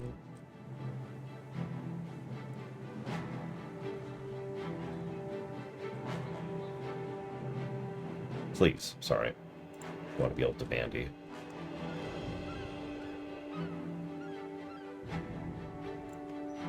$34 and 121. Okay, so 121.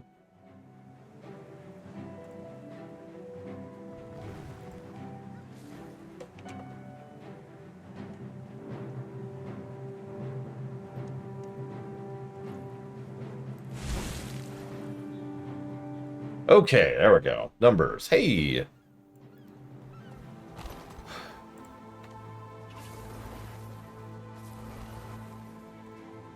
Let's figure out who won first.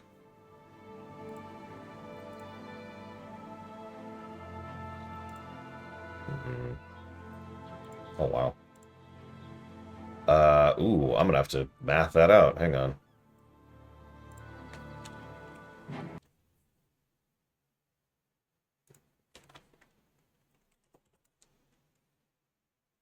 Hey, Mr. Red, remember 72.1, please.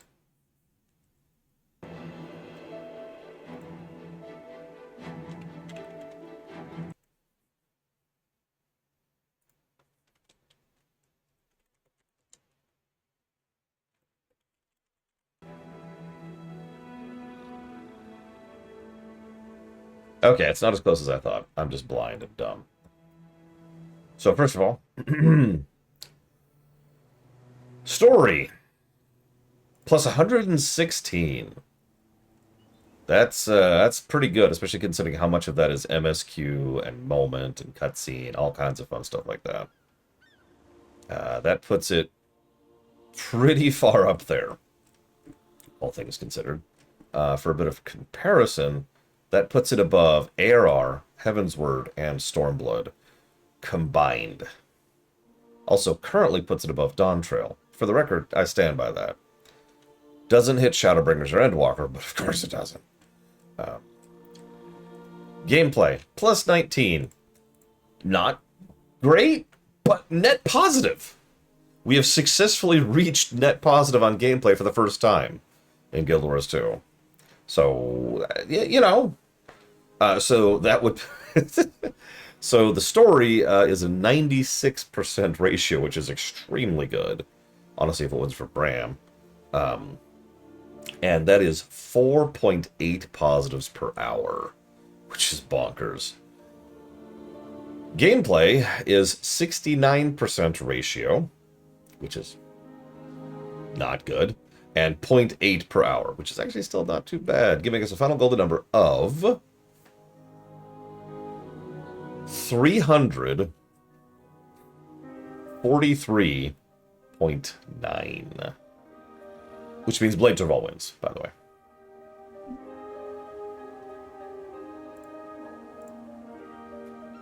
Yeah, that's pretty far up there. And absolutely stomps everything before it. So that's going towards Star Ocean 2R, Dragon Age 4, and Pokemon Violet. So next is Ice Brood. Give me a sec, I'll tell you exactly what that's like, because I'll put it on the genre list. Give me a sec, because I'm actually kind of curious too.